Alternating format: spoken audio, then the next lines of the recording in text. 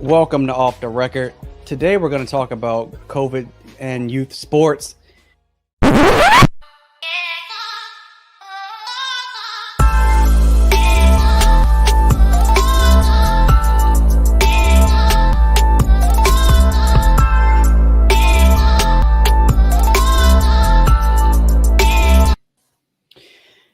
Yo, welcome to Off the Record Sports. This is a very special edition for two reasons. One, the Lakers are the 2020 NBA champions, and we're going to get to that in a second, but we got our longtime brother, Dayoud Wallace, on the show for the very first time.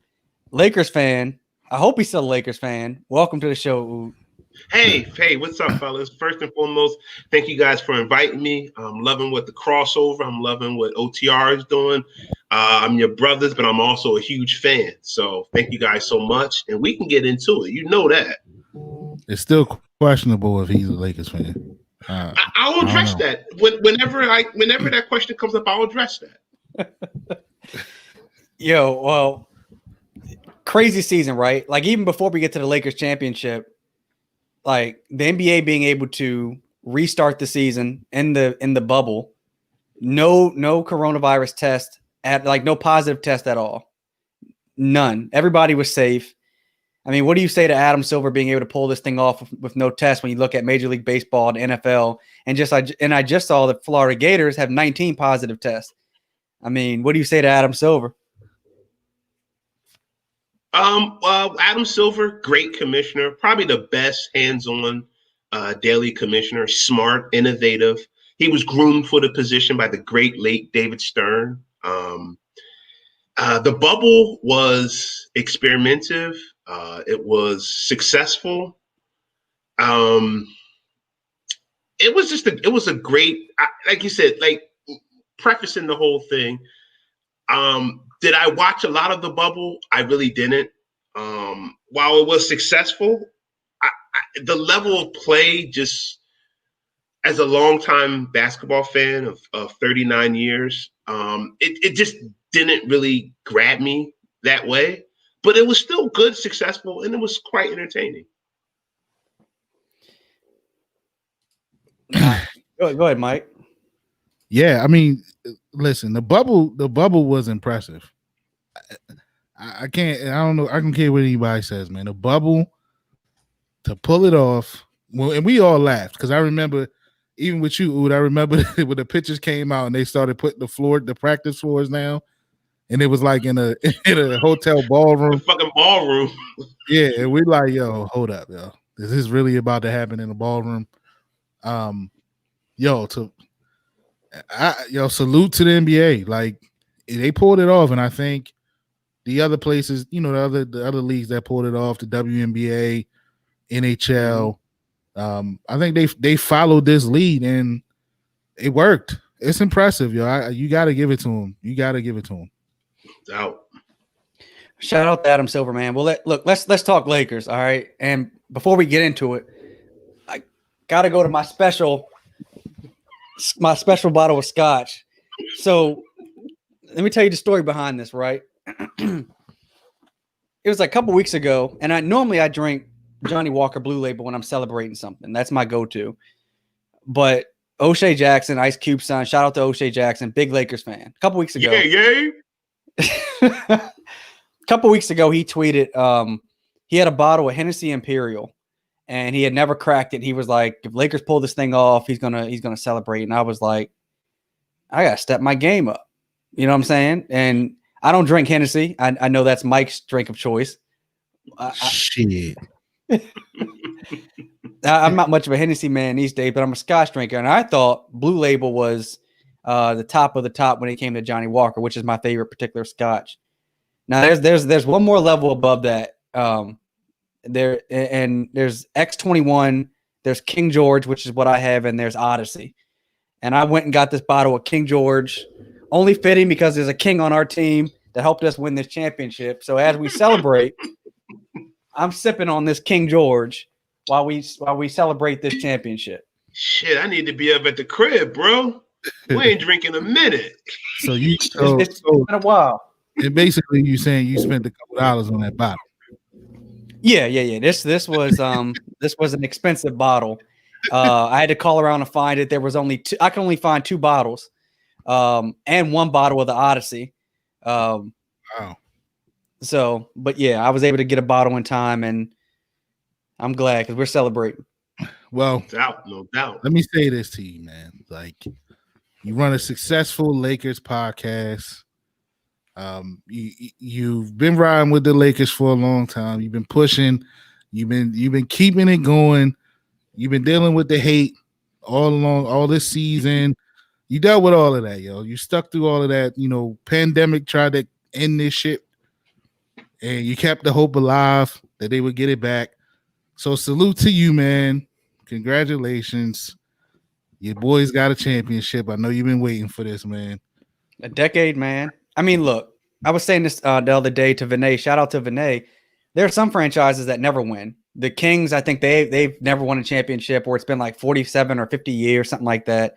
Like, it's funny when you're a Lakers fan, because even though it's only been a decade relative to some other franchises, like once you've tasted winning the way the Lakers win, you expect them to be good all the time. And this last 10 years, man, when you start putting it in perspective, look, Kobe tore his Achilles. Dr. Bust dies. Like, Jim Bust takes over, and he clearly, wasn't fit to run basketball operations on the team. Jeannie takes over, and, we've all lost parents, right? Jeannie and Jim, with their other 4 siblings, lost Dr. Bust. And whenever you lose a parent, there's oftentimes tug of war between siblings about how things should work within the family at that point. The difference between us losing our parents and maybe them is we didn't have a $4 billion business to have to figure out how to run when we lost our parents, right? And so they were publicly dealing with that issue. And then, all the wrong coaching decisions. And then all the free agents, turning their nose up at us. Carmelo wouldn't come. LaMarcus Aldridge, he didn't come. Like, nobody would come here. And then for LeBron to do it, and then for Kobe to be killed in that helicopter accident, like, it was a rough decade, man, as a Lakers fan. So for them to go from not making the playoffs to winning a championship, I mean, this is one of the more special championships for me. What do you say, Ood? Yeah. So wait, before we even get into that with you, are you still a Lakers fan? Okay. I bleed purple and gold. I love the Lakers. I preface it, I hate the LeBron sexuals. I have to keep it 100% real. This is OTR. This is what my brothers. Okay, let's get it popping. Let's grip up. That's what we got to do, right? What's wrong with the LeBron fans? LeBron fans, okay, I look at it like this. It's like you and Mikey, right? Like, you are my guys. Mm-hmm. These are my brothers. These are like people who we had to eat oodles and noodles together with no hot water. So we had to sprinkle the seasoning in, eat them like chips. No electric and no lights. No electric, no lights. So these are my guys. So, and that's what Shaq and Kobe are to me, my guys. LeBron simply is a top 3 player I've ever seen. He's incredible. I love the guy.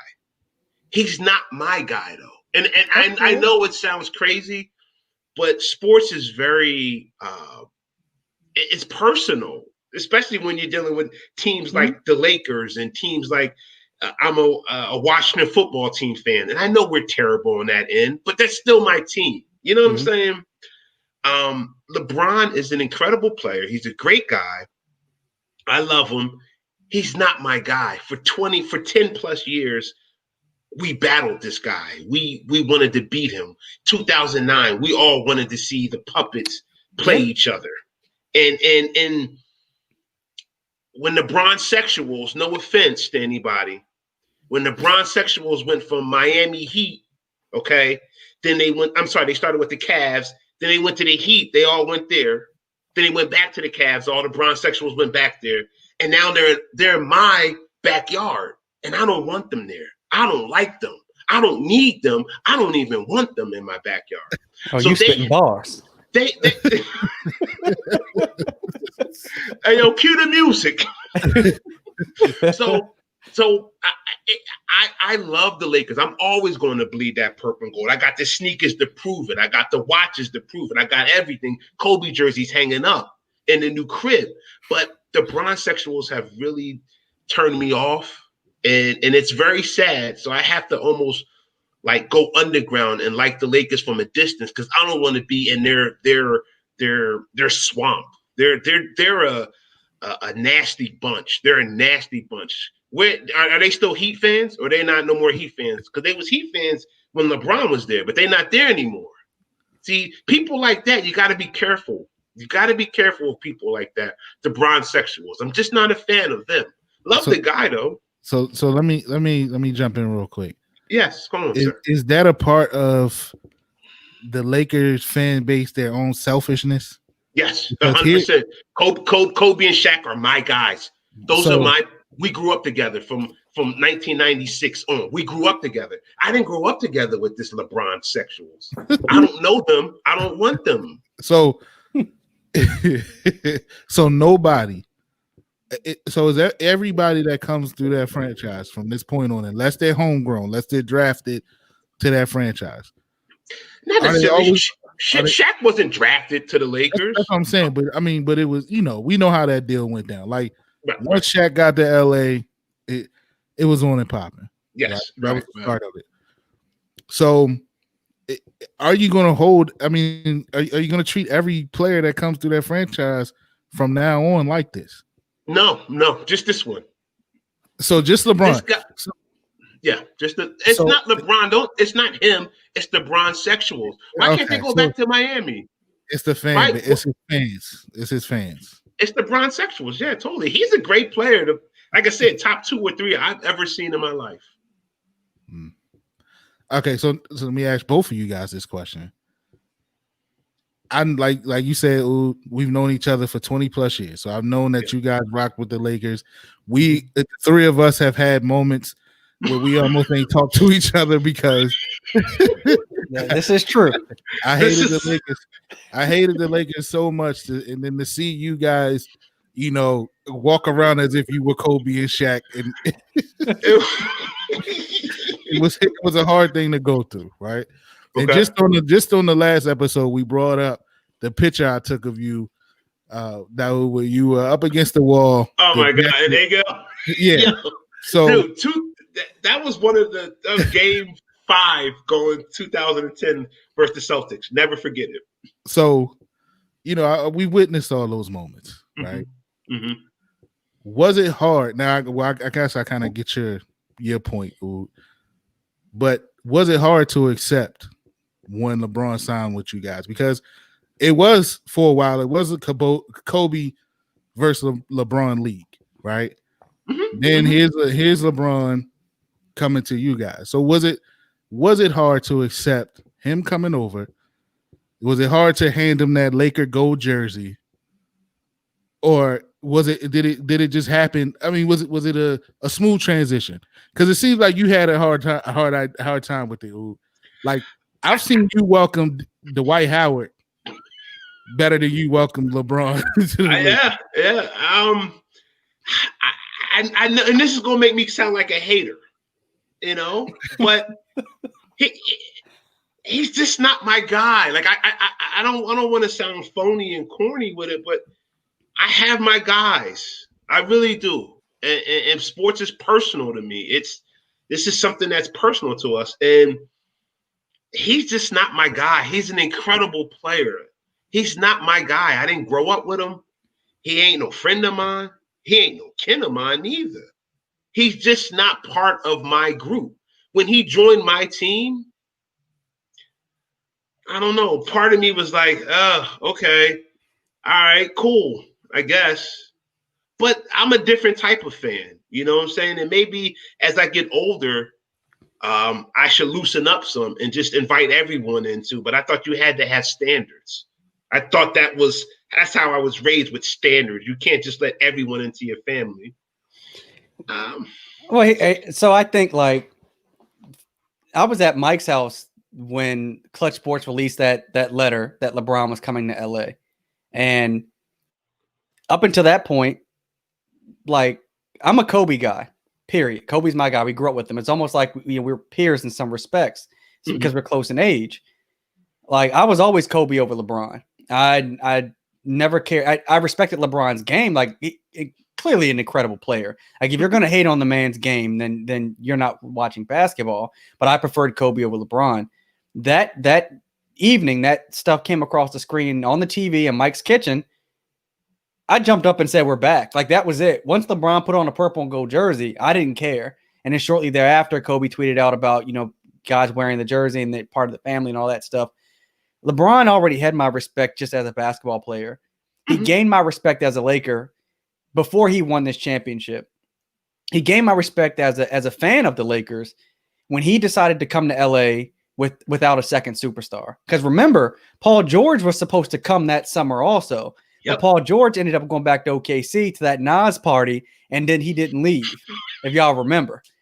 Yeah, he was in LA the day before at Disney World or Disneyland, whatever one's in Los Angeles. He was there and then flew out to OKC. And then he was on IG that night with Nas and Russell Westbrook. Russell Westbrook, right? Yep. You're saying OKC. He was supposed to come to LA with LeBron, and he didn't.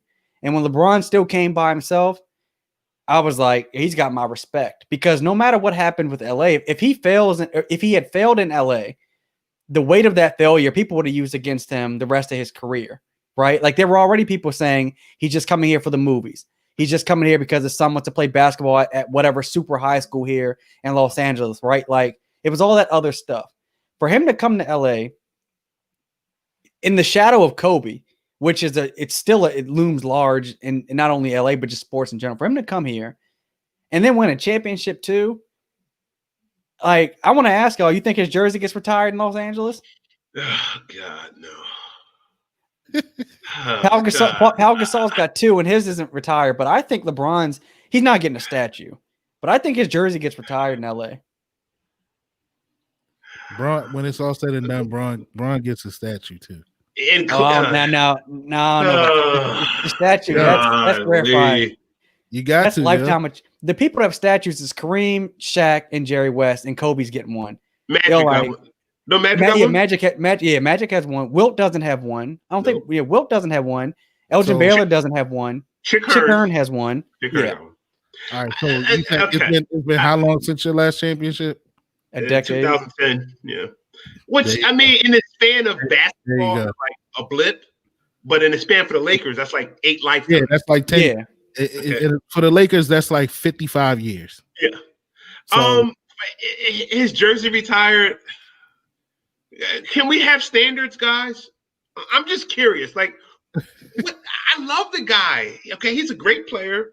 He's probably an even better human being than a player, which says a lot because he's top 2 or 3. But I guess. But Paul Gasol jersey definitely needs to be retired first. I think he should be retired too. I agree. I think Paul Gasol should definitely get retired. LeBron, I love the guy. Wait a minute, hold on. You weren't high on AD before, right? AD is an incredible player. I wasn't super high on him because he's fragile as fuck. He's incredibly skilled, and that stinker that he put up in the finals, kind of, to me, that's his. He has MVP talent, but putting up stinker games like that, and he only had one bad game. That was the game he was in foul trouble. Game 3 or 4, I think. Game 4, I think. When he had like 15, he only took like 9 shots or something. Yeah, he was in foul trouble that game. Now, also his previous 6 years in the NBA. Not making the playoffs, 2 or 3 times, and then only passing past the first round with that type of talent. He's a great player. He's a great player. If you gave him Greek Freaks about 30% of his heart, Anthony Davis would be the best player in the league. Without a doubt, MVP back to back. Well, let me. I'm glad you brought up Giannis, because I'm going on record. Let me take a sip before I say it. Anthony Davis is better than Giannis Antetokounmpo. Skill-wise, yes. Heart-wise, fuck no. You saw what Miami did to Giannis. Miami. And no one on Miami should be able to guard Giannis. Listen.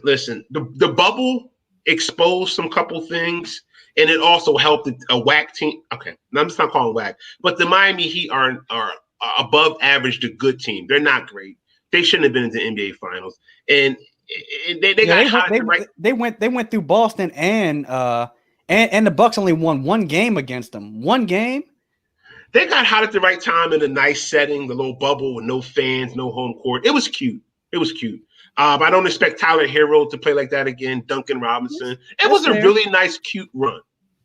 All right. And the whole Spoelstra is a great coach thing. Let's pump the brakes on that. Out of the last 6 years, the team's only made the playoffs 3 times in the Eastern Conference. Let's just pump the brakes. The bubble exposed. The bubble was actually sort of like COVID in a way.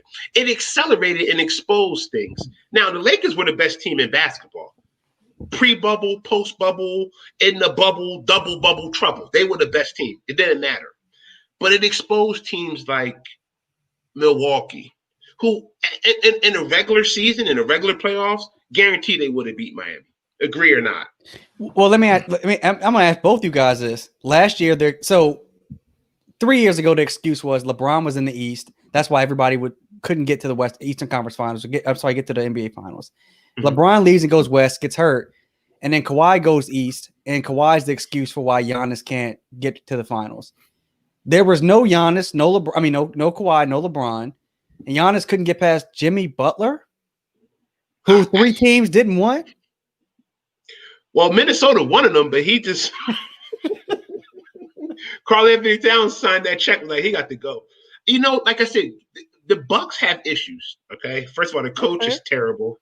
Giannis is limited to an extent. Skill-wise, I think Anthony Davis is probably 50% better than him. Like he's just a better basketball player. Does Giannis hit that game winner against Denver that AD hit in the playoffs?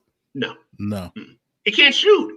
It's actually kind of amazing he does have back-to-back MVPs being limited. It's a travesty. All right, it's a travesty. Shaq doesn't have back-to-back MVPs. Kobe doesn't have back-to-back. He has as many MVPs as Shaq and Kobe combined. That's not ridiculous to you? Steve Nash does too. And I want to throw up. If I wasn't drinking this expensive liquor, I would. Man. Giannis got hard. He can ball. Yeah, he plays with one thing I like about him, his motor, his passion. He gives it his all every time. He's limited in some things he can do. But he got hard. Outside of 10 feet, I mean, he's limited. Yeah, he's like I said, it's pretty amazing. I don't know. Did we? I mean, bubble or not? Did we ever really trust Milwaukee? No. I knew Milwaukee was fraudulent when they wouldn't spend the money to keep Malcolm Brogdon. Yep. I knew at that point they weren't about winning, because when you're about winning, like the Lakers, Golden State, you spend whatever it takes. You got to sign those checks. Yeah. And that's even a team like Houston, who I'm sure we'll talk about later, who are on the downside. And actually, I think Harden and Westbrook are up for grabs. They spent the money. And they tried their best. And shit, they had Golden State 2 years ago, Game 7 at home, and then missed 27 straight. But whatever. Look, Milwaukee became the Toronto Raptors before Kawhi got there. Remember, Toronto would be the number 1 seed in the East and could not get past LeBron to save their life. And they would say every year, yo, this is the year, and they could never do it. I feel the same way about the Milwaukee Bucks. I never trusted them. All the 1 seeds, whatever you want to call it, I never trusted them. I do think they would have beat Milwaukee. I mean, I do think they would have beat the Heat. I don't think so. It wouldn't have gone 5 games. It probably would have gone 6 to 7. Right. But I think the Heat was just a matchup problem for them. And they were tough and rough with Giannis, and that's what you have to do with players like that. You know what I mean? And hey, he can get off any night. We got to make these other dudes beat us. Right. We'll live with Lopez shooting 3-pointers. We'll live with Chris Middleton taking 25 shots. Well, let me ask you guys this. Remember the year Dirk was the number 1 seed in the Mavericks and he won the MVP and lost in the first round to the We Believe Warriors, Yeah. right? Mhm. Yeah. Abina Kesey and not Abina Kesey. Who was on that team? Steve Jackson, Steve Jack, Matt Barnes, Baron Davis. Yeah. Monte Ellis. Mhm. Like, so in a year where Giannis wins MVP and Defensive Player of the Year, he's out in the second round, can't win only one game versus the Heat. Like, But Alex, quick thing now. And that's sort of my proclivity, if you will, of this whole NBA bubble thing. The reality of it is, do you like that word, Mike? Proclivity, SAT word. The reality of it is, it was 2 different seasons, guys. Okay, because the first half of the season, the Bucks only lost but 10 games, right? Then you have a 4-month break. Then you have the bubble. And so even that whole premise is why you'll have certain people. I don't believe in the word asterisk because that's corny to me. Okay, I know Phil Jackson coined that in 2000, talking about called the Spurs. But Shout out to Big LA. But shout out definitely. But it was 3 different seasons. So you don't think Giannis deserved the MVP and Defensive Player of the Year for that first half of the season, if you will? So they stopped. The votes went up until the season stopped in March. Mm-hmm. Well, here's the real question. Do you think he's more important to the Bucks than LeBron is to the Lakers? That's really what this boils down to. Oh, with AD, yes. I think you could take LeBron off the Lakers, and the Lakers with AD still win 50 games.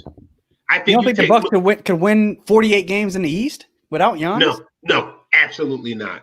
They're a 30-win team. They're terrible. Chris Middleton is a G leaguer at heart. George Hill, terrible. No. What do you think, Parker? I agree with you. I would say if you take Greek Freak off of that team, they're just they're the Wizards. Yeah, I can see that. I can see that. You take LeBron off the Lakers, AD at his peak, 27, 26 years old, MVP like, it's still 45 to 50 wins, easy. I feel like, so my thing is, it just feels like to me, like we blasted Dirk when that happened to him, and I feel like Giannis is getting off a bit easy right now. He is, and so is Kawhi Leonard, who I'm about to get to in a moment. I've said the last 2 weeks. I've been speaking about this, and I even spoke to this with you, Daoud, on the thread. The cuteness for these players is wearing off, and it needs to wear off. And that's players like the Greek Freak, Houston. I mean, you said Harden, Embiid, those type of guys, Simmons, those cats, like that cuteness, that shit's got to wear off. And I do think they get a certain leeway, like, and I think that's what's happening with the Freak. You know what I mean? Mm-hmm. His story is really good. He has a great story. Yeah. But you know what? 2-time MVP. Your team was the number 1 seed the last 2 years. Mm-hmm. We expect to see something now. Like, remember how Kobe used to get blasted when he had Smush Parker on his team? He was trying to pull them to the playoffs. The media was brutal with him, man. Giannis got off easy this year. Well, it was an interesting year, 2020.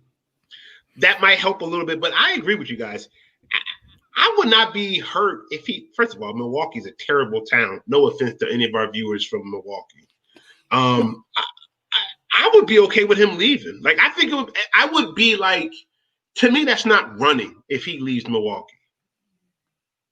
You know what I'm saying? I mean, these players don't owe these franchises anything. Look, it's like what we saw with LeBron in Cleveland the first 7 years, and then we saw Anthony Davis in New Orleans. Like, the franchise has to be willing to put talent around them. And really what that means is not just ancillary pieces, but really like a second-tier superstar. And they gave Chris Middleton $180 million. Now, he's smart for taking it. You take that money all day long. Fucking right. But he ain't there's the Bucks aren't going to look. The Bucks, in a lot of ways, the Bucks are like Cleveland that first time LeBron was there. They're not going to be able to convince anyone to come to Milwaukee. Nope. What young black millionaire basketball player is going to want to go to Milwaukee? and they're too good to get a good high draft pick. You know what I'm saying? So like they're in a no man's land in a way. It's gonna have to be through trade. The same way Toronto has to be. That's what Toronto has to either make trades or they have to draft well to be good. But at least Toronto is a major city, like one of the best cities in the world. Hey, but isn't there a rapper from Toronto? There's some dude. We don't talk about him. But I mean, that like it's hard to talk people into going to either place. But Milwaukee for sure. So it's gonna have to be trade, and that's why they already started talking about players like Chris Paul and things like that, because it would have to be through trade. Yeah, and we all know Chris Paul. He ain't turning down $44 million. So he don't care. He don't care if he playing in Utah. He gonna take that $44 million. Oh, you mean this State Farm commercial is not paying $44 million, right?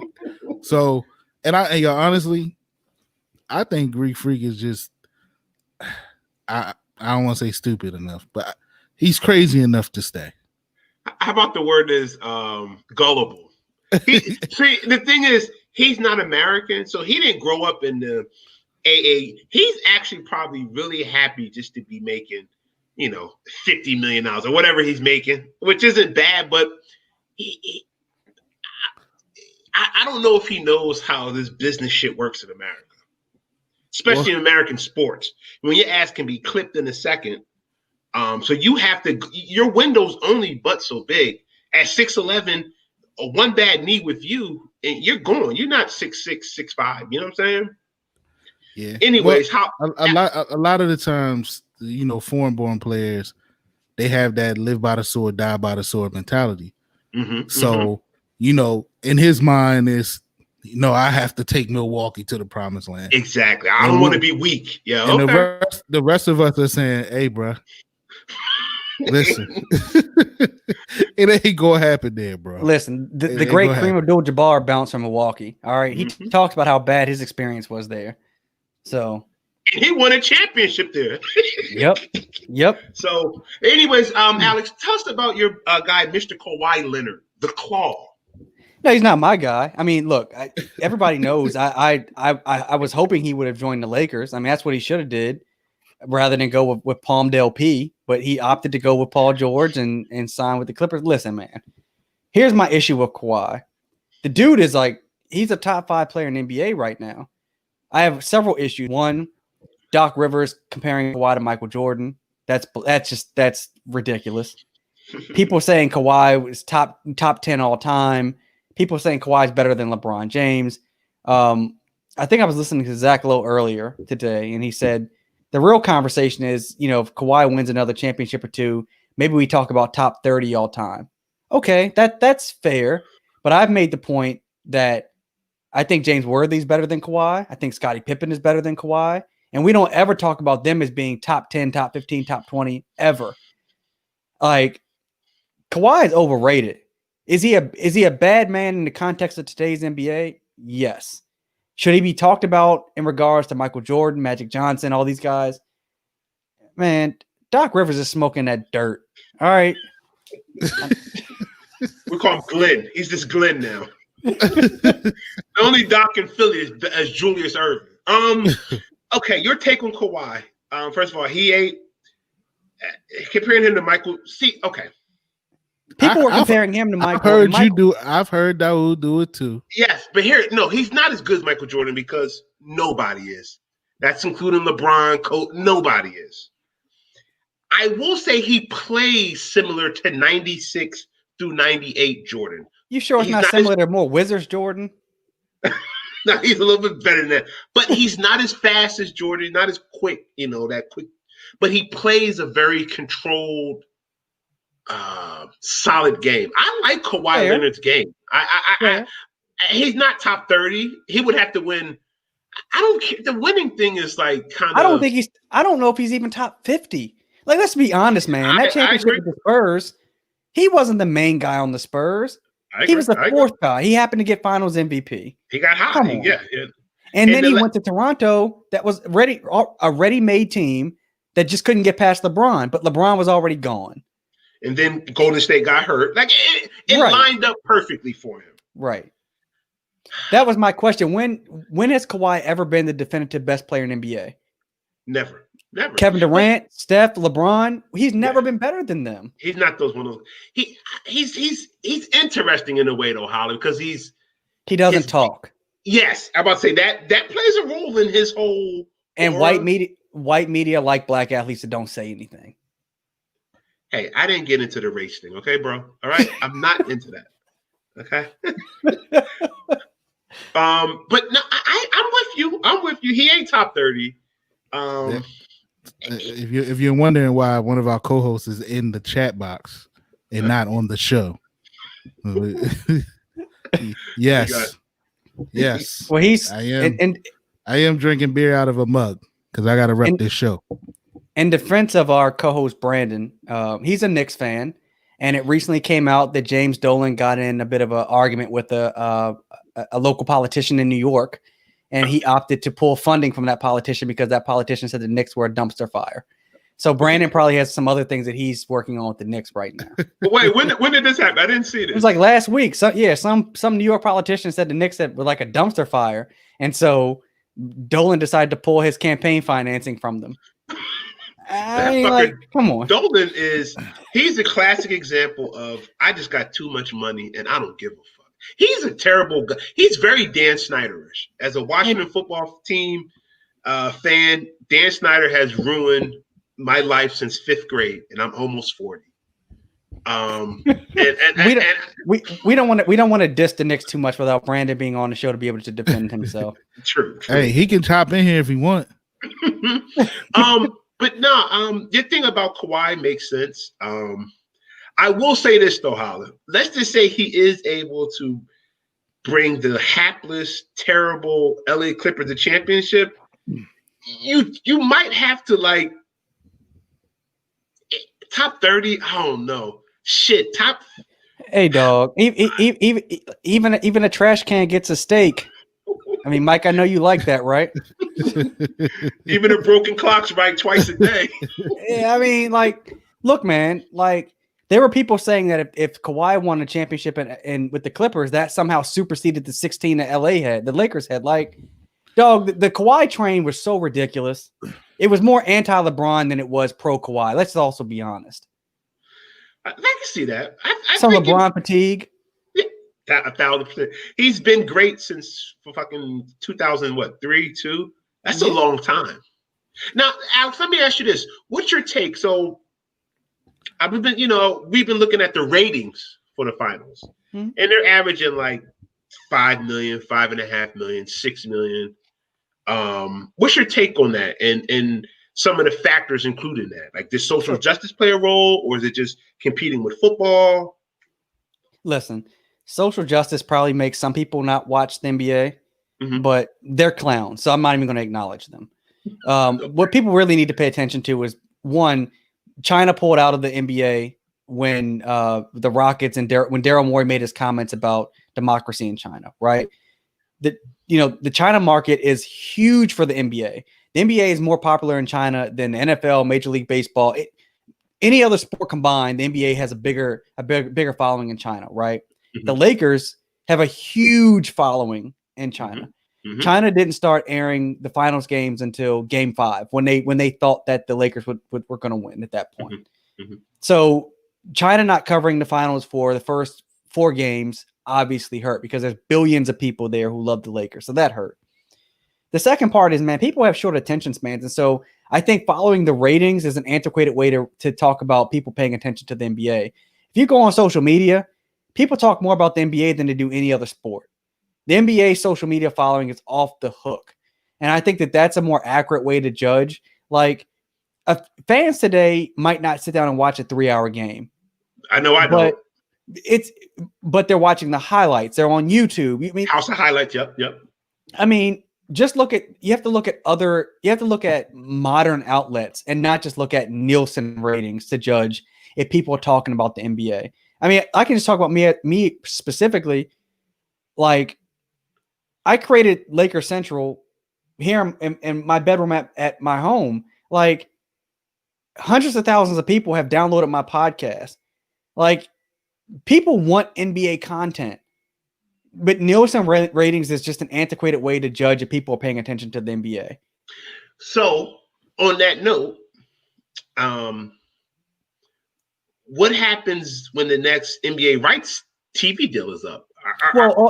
Would you say, like, is ESPN like, well, listen, I understand it's a popular sport, but how can I monetize that? And how much are you now worth than me paying you for these rights to games that people simply just aren't watching? Well, also part of it was, man, like, it's not that people weren't so now you're starting to see the NBA experiment more with like airing games on Twitter as an example, because NBA Twitter is a real thing. It drives content. Like, people just aren't sitting in front of their TVs anymore watching these games. And so I have to believe that these TV executives, whenever their contract is up, will look at this thing and say, well, one, this season, it's an outlier, right? But the NBA playoffs and finals was aired when NFL was going on, when Major League Baseball was going on, college is back up. Like, it was competing with a lot of different and an election run. There's a lot of things competing with the NBA at this particular moment. So you have to look at that. Also, let's just also call it what it is, man. Like, the Lakers are a draw, but the Miami Heat are not. It's not the Lakers' fault or the NBA's that Giannis didn't make it to the finals. Like, that's just the reality of it. Like, could you imagine a Denver versus Milwaukee, a Miami finals? It would have got like 2 million people. Yeah, I mean, you just I think TV ratings is just the wrong way to go about it. But the TV money is kind of like the lifeblood of all these sports, the live rights aspect. Yeah, the TV money is massive. I think they're going to have to look at next year and the year thereafter and just see where things are trending before you just take this year, because things will probably go back up. But if they don't, then you need to figure some things out. But just across all media, man, like, people have short attention spans. It's not just the NBA. It's all television. It's just, I mean, I know the NFL is king, but I mean, let's just also be honest, man. NFL sucks. NFL sucks. All right, it's terrible. It's absolutely terrible. like you have owners getting happy endings and massage parlors. It's a shit show in NFL. All right, so I don't want to hear about them. I think also it was it took a while for people to get adjusted to the whole bubble life period. Yeah. I know it took me a while. Like, the first couple of games watching it, and then the virtual fans, like, I was just like, wait, yo, this is a bit awkward. Yeah. But so I think that's why it was down. And I think it was also down because let's be real. A lot of the viewership comes from the casual fan, right? And this wasn't one of those situations with everything that's going on in 2020 that the casual fan would thrive in. There was no bars to go to and watch the game. You know what I mean? There was no people having parties that, hey, it's the finals game. It's the finals, yo, I'm having a party come through. It wasn't none of that. So, you lost a bit of that too. So I agree with you, Alex, like, paying attention to the numbers. I mean, it is what it is. There's a lot going on right now. It's just the season and the way shit played out this year period has just been shitty. So, you got to kind of give a mulligan on this year. Yeah, that's a good point. This year has been it's been interesting. It's definitely been interesting. I mean, you compare it to like when the Lakers were going up against like the Nets in the finals. Everyone expected them to win. Or the year that the Nets and Spurs played. It was terrible. Like, ratings were terrible. But you look at social media, all the top trending subjects are NBA related when these games are going on. So it's just, how do you monetize that? Like, how do you take that chatter on social media and monetize that? So, I think maybe that's the next step. How do we figure out how to monetize that chatter? If I knew that, I wouldn't be podcasting from an office in my house. Like, I don't have that answer. But I do think that these networks are doing themselves a disservice. Like, look, man, I think fans are a bit smarter than the networks give them credit for. So, for example, every single day on not First Take, but on what's Skip Bayless' show? Undisputed. Undisputed. Every day we don't need to hear about Skip talking bad about LeBron. Like every single day. Like you guys have millions of dollars to produce these shows, and that's the content you come up with. I think that they're doing a disservice, and I think that focusing on trolling, which is what these guys are doing. Stephen A. Smith is trolling. Kendrick Perkins is trolling. They're getting rich off of it. But at some point, it's kind of like, yo, so, I mean, y'all can't really talk X's and O's. Y'all can't really talk about something other than LeBron versus Michael. Like, yeah, like it's so, but Skip. Hey, Skip. By the way, I can't. Golly, Shannon Sharp. He's a little much, and I'm a little much, but he's kind of too much. But Skip and Stephen A. has created such the hot take, hot debate genre. Yeah. It's cheap television to produce. You do have to pay them a lot, but it doesn't take much effort. It's just like, yo, get in there. Like you said, LeBron should have lost last night. Really? The Cowboys suck. Like, it's the same three stories. Yeah. Like Skip ran a segment where he said LeBron winning a championship actually hurts his legacy against Jordan. How does winning a championship hurt your segment against Jordan? Like, yo, at some point, it's so ridiculous. It is, but it's so 2020, man. This world. No, you're right. Well, let me ask you guys this, man. I want to ask you guys about the Brooklyn Nets because there are people who think that the Nets are going to be a contender next year, and we got to see Kobe post Achilles, and it took years for him to even be able to play again. Durant is younger than Kobe, but he's also 7 feet tall, right? Mm-hmm. And his jumper is always going to be there. Mm-hmm. But part of what makes Durant special is he can shoot and basically get to the basket at will. Like, you already have Kyrie Irving saying about Steve Nash, I don't see this as being us having a head coach as more collaborative effort. I mean, you've got Kyrie taking shots at LeBron. What do you think the Nets are doing, man? Whew. Parker, you want to take this one first? I think the Nets need one more move. Okay. I don't know who, what, but they need another move for me to start taking them serious. Because I mean I do think they will be within the mix of the Eastern Conference. So I'm saying they'll be a top 5 seed in the Eastern Conference. I'll say that.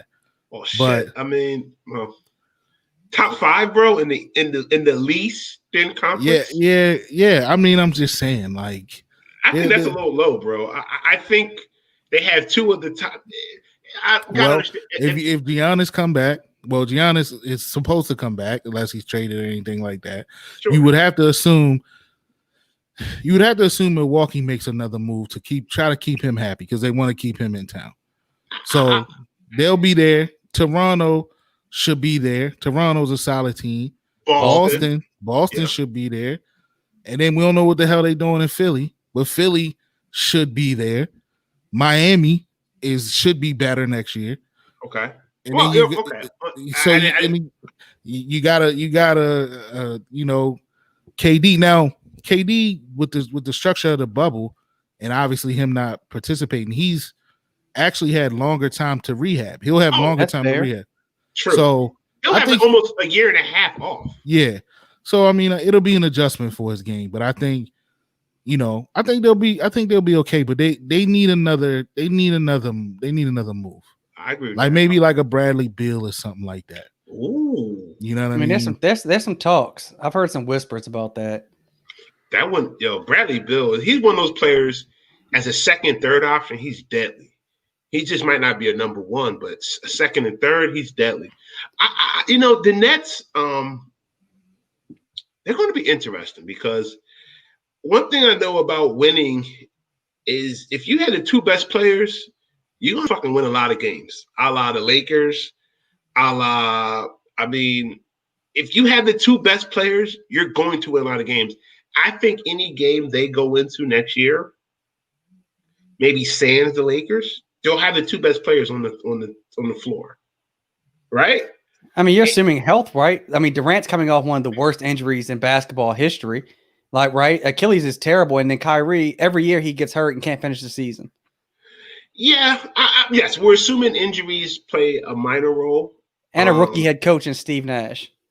Well, we don't need a head coach. It's a collaborative thing. Okay, he's gonna be like LA Fitness. I'm gonna sub myself out. And how long before they run Nash out of there? Yo, Nash. Let me ask you this though: do these teams? Does LeBron really need a coach?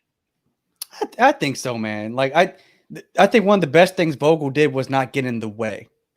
Mm-hmm. Right, and wouldn't Steve Nash? You get some good assistants. You draw up like 2 plays, and you kind of help the other guys who don't need you. Yeah. I'm not sold on the NBA needing one of those. It's only 2 Greg Pops, Pat Riley, Phil Jacksons. Everyone else, I don't know if I really need. Like, I don't know. It's I don't know. We'll see. But the Nets, if you have the 2 best players, you're going to win a lot of games. But I agree. I can see you saying they need another move. What do you think about? Go ahead, Mike. I'm also concerned about the fragility of their what can I say? Their mentals. Because we talking about Kyrie, we talking about KD, and we both know that. We all know that. Dog. a little bit of turmoil, a little bit of this, a little bit of that, and they could be super sensitive. They could be Wale and Meek. Meek, yes. Some really good music when they on focus. But. Yeah. So I mean, I'm thinking about it from that standpoint too. And will they ultimately, like Kyrie saying the right stuff now, but will they ultimately fight over who's the man of this team? You know what I mean? They shouldn't, because Durant should be the man of the team. Yeah, and there's a gap between Kyrie and Durant. I mean, Kyrie tripping if he think he on Durant's level. But I don't trust Kyrie with that. Yeah, he might though. Yo. Yeah, this is where those bronze shots are coming from. This is why he wanted out of Cleveland, because he wants to be the man somewhere. Like I said on one of the older OTR Sport episodes, Kyrie has a hard time accepting the fact, and let me explain this again. It's not a diss. Scottie Pippen is my favorite player of all time. But Kyrie is having a hard time accepting the fact that he's more Scottie than he is Michael. He wants to be the man, and he just doesn't have it. He doesn't have it. He can be the best player on the team.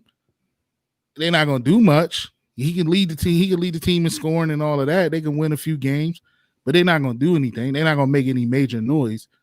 So I think that's where he loses himself. And when it comes down to those moments where, like he just came out and said, now I can look down at the bench and say, oh, that motherfucker can hit this same shot as I can. Why even say that? Kyrie got some issues, bro. There's some shit under like the surface. He got some, like, he's actually a basketball savant. Like, to be as short as he is and to control a game the way he does is special. That's a special talent. He's not a big guy. Well, is he? That's why I think his talent could have him as the best player in the NBA. Mm-hmm. It's just everything else. Yeah, he got some. He could go off the deep end very quick if this shit goes south. So how long before him and KD beefing? All-Star break. I mean, one bad Echelon special and shit get funky. Oh, this is bold. This is bold. The Knicks will win it all. Yeah, because there is no more New Jersey Nets. That's like bold. I mean, shit. This ain't Derek Coleman and Kenny Anderson Knicks. Right? The Knicks, interesting team. They really. Brandon, hold on, Brandon. If you'd like to join us, we'll send you the link, bro. Yeah, tell them to hop on. Tell them to grip up. Come on, man. Just put a shirt on. I know you probably sitting there without a shirt. Throw a shirt on. Come get a hop on. Y'all a mess, man. But so you guys want to talk about NBA draft a little bit? We can talk as long as hold on. You don't have a curfew, do you? How you gonna play me in front of hundreds of millions of people like that? Like they don't even know me like that. We brothers, man. You know what I'm saying? He can't. He's out to dinner. Tell him bon appetit. He's eating sushi right now. No, he's eating something. So okay, NBA draft. Let's go. Number one player is NBA draft. Yeah, Like, yo, draft. I mean, like, when is the draft? When is the draft? Do we know when the draft is? We don't know when free agency is. We don't know when next season is. We don't know anything. The season just ended 2 days ago, yeah. Exactly. Now it's time for the teams that suck to actually think they have a chance next year. We haven't seen college basketball in about 8 months. I know. We don't know who's good out there. Yo, I mean, in LaMelo, LaMelo's your guy, isn't he? He's going to be the next person I buy a jersey for, and I'm buying his Pumas. I've already budgeted. It's on the budget line. It's been approved by the boss, the missus. We're good. Melo Ball will be NBA Rookie of the Year, and if he goes to an Eastern Conference team, he will save East Coast basketball. He's that important. Wow. I've heard rumors that Glenn Rivers, we're not calling him Doc in Philly. There's only one Doc in Philly. Glenn Rivers wants to trade Ben Simmons, okay, a great player in himself, to Minnesota for the number one pick to pick Melo.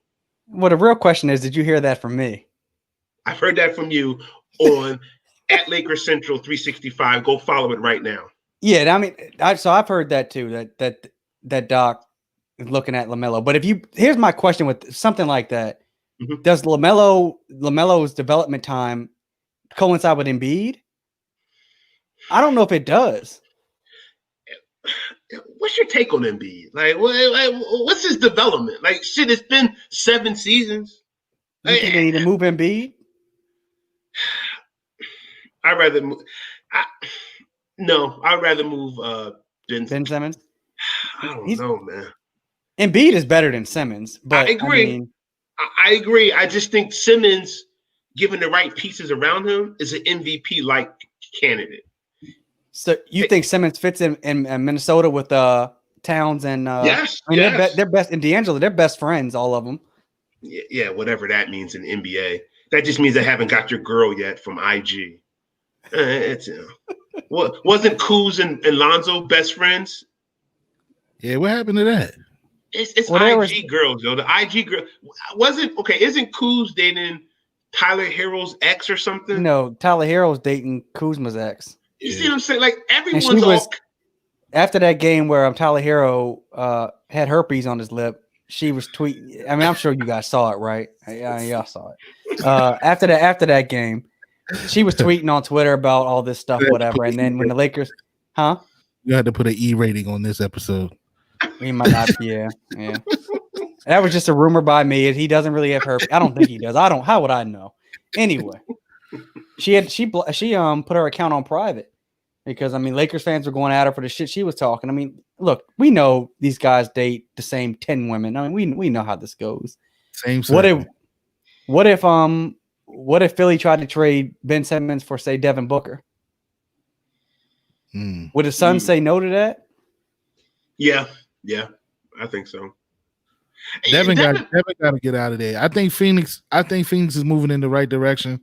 They'll be one of those cute, quote unquote, cute teams. Right. But Devin got to get out of there.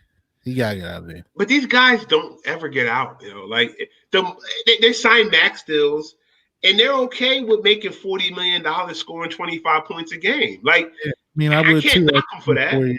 23 years old, I would too. But it gets late quick, man. Then you end up being John Wall. And you might miss 2.5 seasons, and no one forgets about you. Now you $250 million richer, okay? And you're throwing up gang signs in your off season. Cool, but like it gets late quick. Where is Paul George going? Who cares? I mean, he's on the contract, right? Yeah, he got 2 more years. They got 1 more year left, don't they? Or 2? Out, yeah. I tell you what, with Paul George, the way he was missing jumpers. Well, if he pisses like he shoots jumpers, I know his toilet seat looks like some shit. Uh-oh. Troll alert.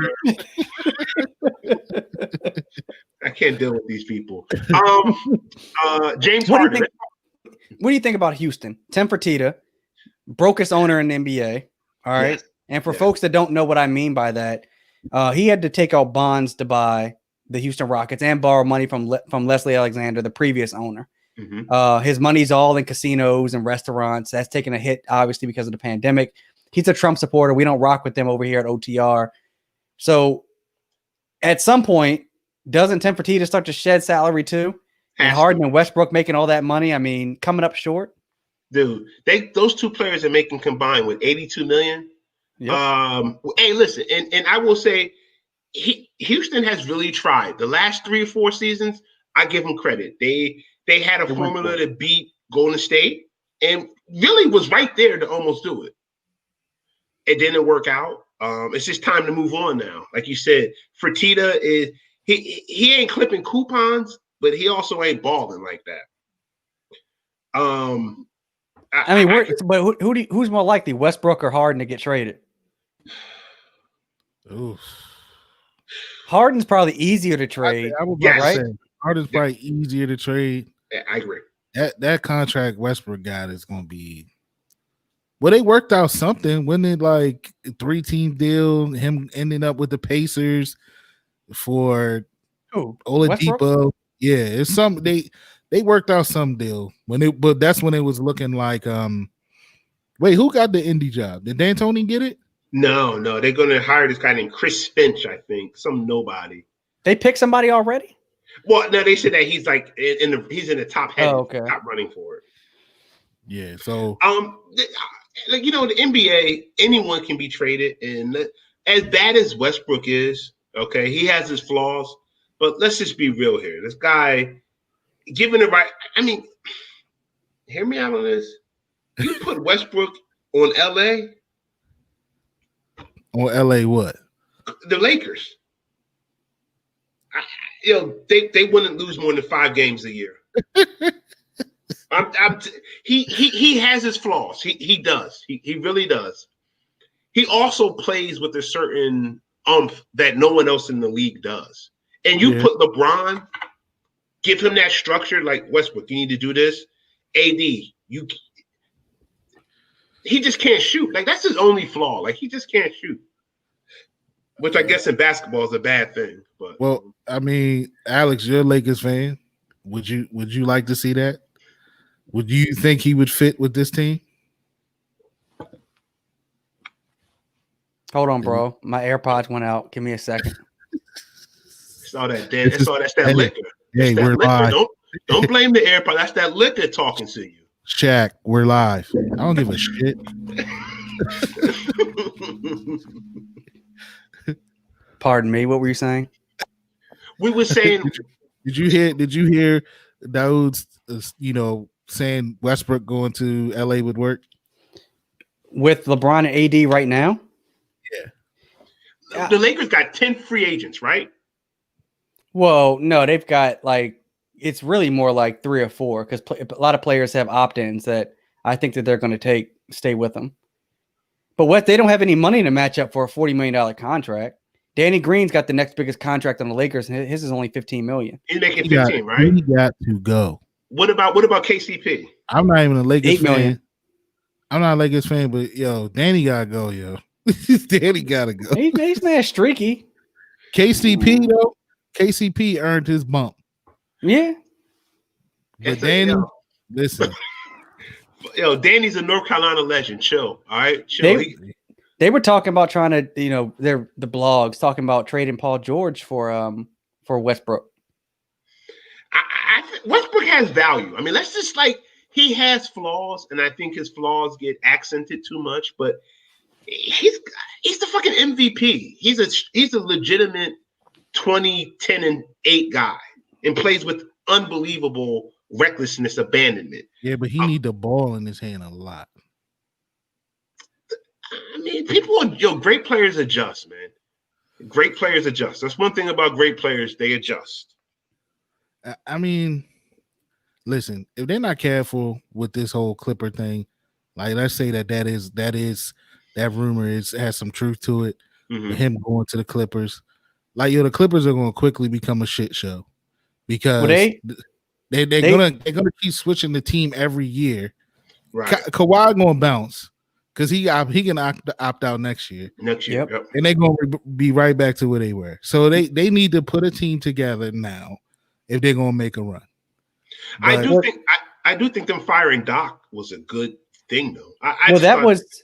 So there was a report that when they lost in the second round, Ballmer was going to burn the house down. He was going to get rid of Doc and try and trade Kawhi and Paul George, and then he had to be talked off that ledge, and ultimately it just was Doc. But he was going to blow the whole thing up going into that new arena they're building in Inglewood.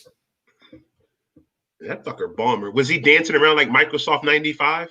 Man, he's got so much money. Yo, he's got so much money, yo. Like his money is stupid. Like it's everyone in the NBA is rich. He makes those guys look like just it's like when him and James Dolan were beefing about him building that second arena in Inglewood and the Forum is there and James Dolan owns the Forum. Like not only did he pay cash for the Clippers, he paid cash for the Forum. Yeah, it's so ridiculous. Like I don't think people understand like how rich that fucker is, and he's the richest owner in sports, I believe. All the sports, North American sports, I believe. He has more than Kroenke. Oh hell, Ballmer's worth $80 billion. Kroenke's worth what, 10, maybe? Well, he got that Walmart money too. His shorty got Walmart. That's true. That is true. Well, Walmart stock trended down though. I don't know. Today I went there and got some Pop-Tarts today, for real. I thought you shopped at Target.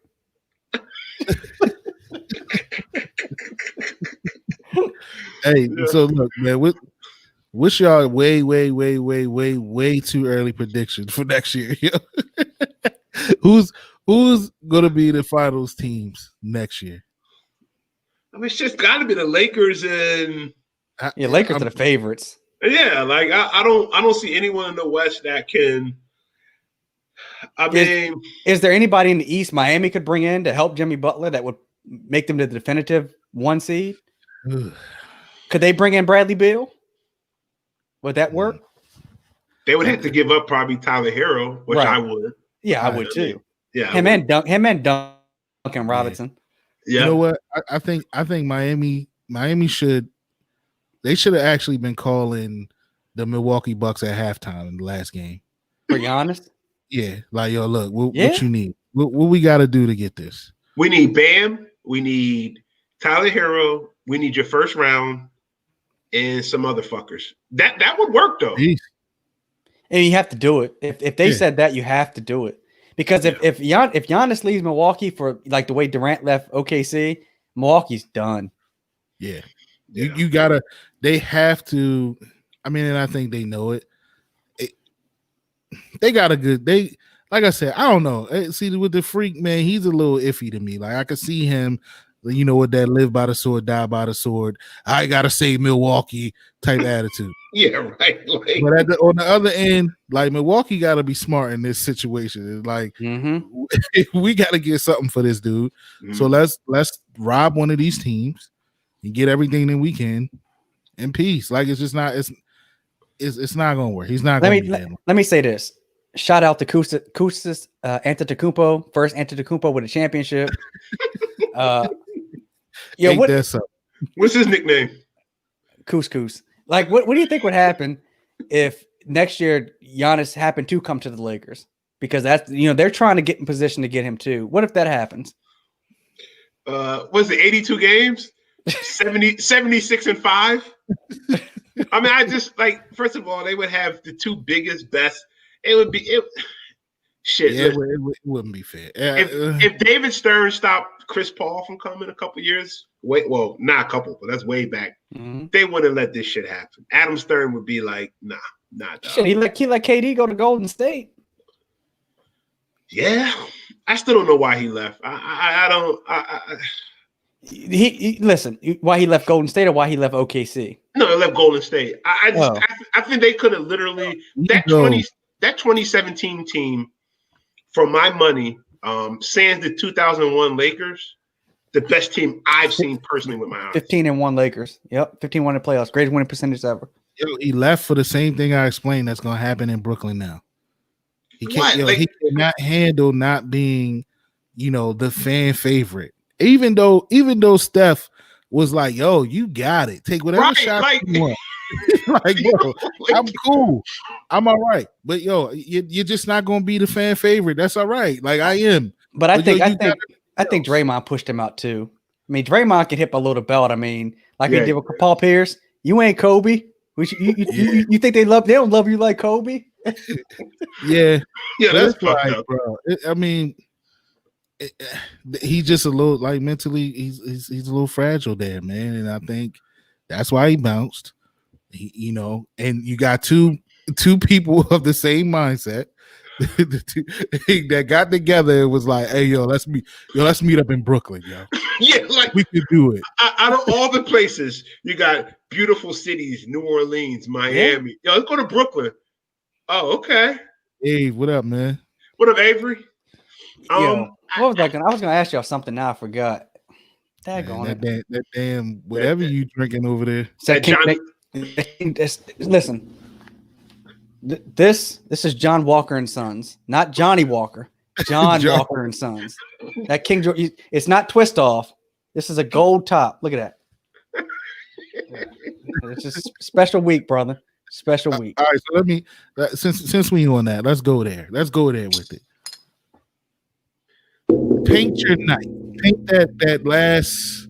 I mean, they were blowing them cats out, but let's paint that last 2 minutes up into that final buzzer. The confetti coming down. They rolling out the championship trophy in the Louis Vuitton. Louis Vuitton. Yeah, it was Louis Vuitton. How many glasses of the Johnny Walker and Son did you have that night? Did you get tossed up? I mean, I seen you on Twitter throughout the night that night. So how did your night play out after that? Well, let me go back to Game 5. Game 5, Lakers had a chance to win at the very end. So, like when I'm watching the game, I don't get on social media. I don't talk to anybody. I just focus on the game. So, got down like the final possession. Lakers had a shot, and I stood up, and so I noticed Shanae moved the coffee table from behind me because she figured to hit the shot, I might jump around and hit something or whatever. And they miss it, and I was distraught. Like I took that Game 5 loss really bad, so bad that like I think I ended up crushing like half a bottle of 1800 tequila the next day. Like, I took that loss terrible, man. Like you have no idea. Okay. Now you didn't tweet anybody who missed the shot's girlfriend or nothing. Did you? No. I don't. Okay. Whatever fans did that are lame. I don't condone that behavior. But Game 6, Lakers were taking care of business. So it was like 2 minutes to go. And she asked me like, how you feeling? And I was just like, I don't even know how to feel. It was weird. Like I didn't know how to feel. And then get down to like a minute or whatever.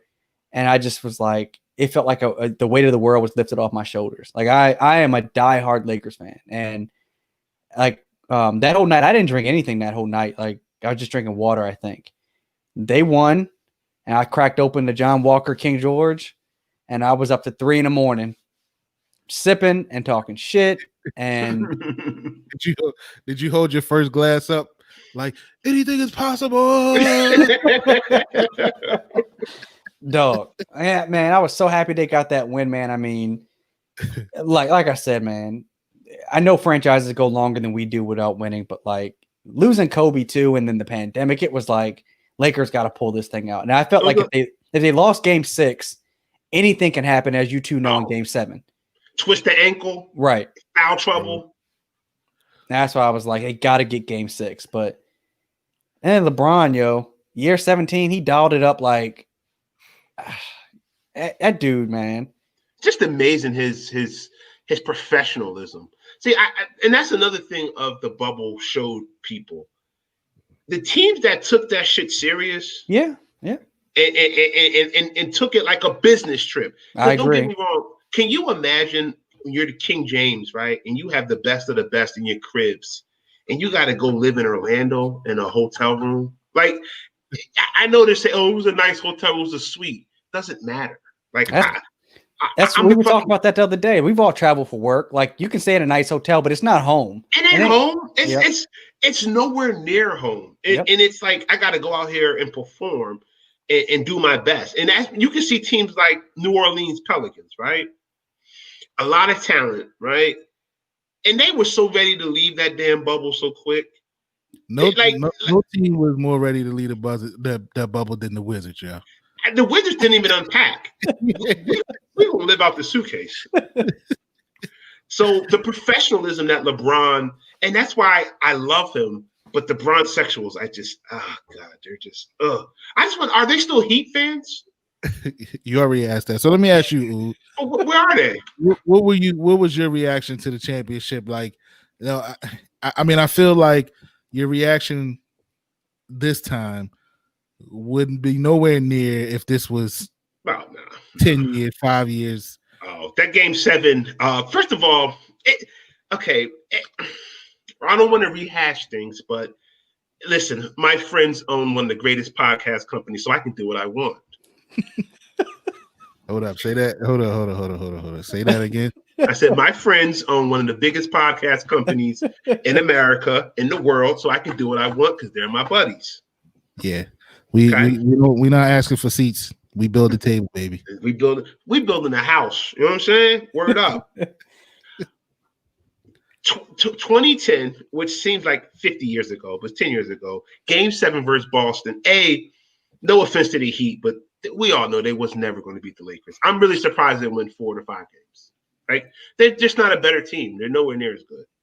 But Boston was a great team, a champion team with great players. And it went down to Game 7. And every shot you just hung on. Now with this, it's different. There was no fans. There was no energy. It was the bubble. It was 2020. It symbolized what 2020 really stood for: professionalism and fighting through adversity. But it was just different. And I knew from early on in Game 6, the Heat were done. They were done. They had no legs. They had no energy. I knew when they brought Goran Dragic back, they was reaching for straws. And you can see he was actually getting to the rim pretty good. Mm-hmm. If he was healthy, it could have actually been a competitive long series. Well, it did go 6, but so I mean, what do you want me to say? Was it the same? No, and it shouldn't be. It shouldn't be. It was different. So what did you do? Did you just look at the score and be like, oh, okay, yeah, they won? Yeah, basically. I think it was who was playing that night? Was it Seattle? It was Seattle versus Minnesota. I really don't watch that because I hate Kirk Cousins. How you like me now? I'll be honest. So I don't know, man. I just moved to a new crib, so I was probably cooking up some linguine or something. Oh, hold on. You've said that now twice. I didn't know you bought the new crib. Congratulations. Yeah, man. Yeah. Up north a little bit, not too far. Yeah, don't put your numbers out here. No. Nah. So I did finally get my first big screen TV, so that's a positive. Well, now you can watch. Wait, hold on. We're live. Let me not say anything.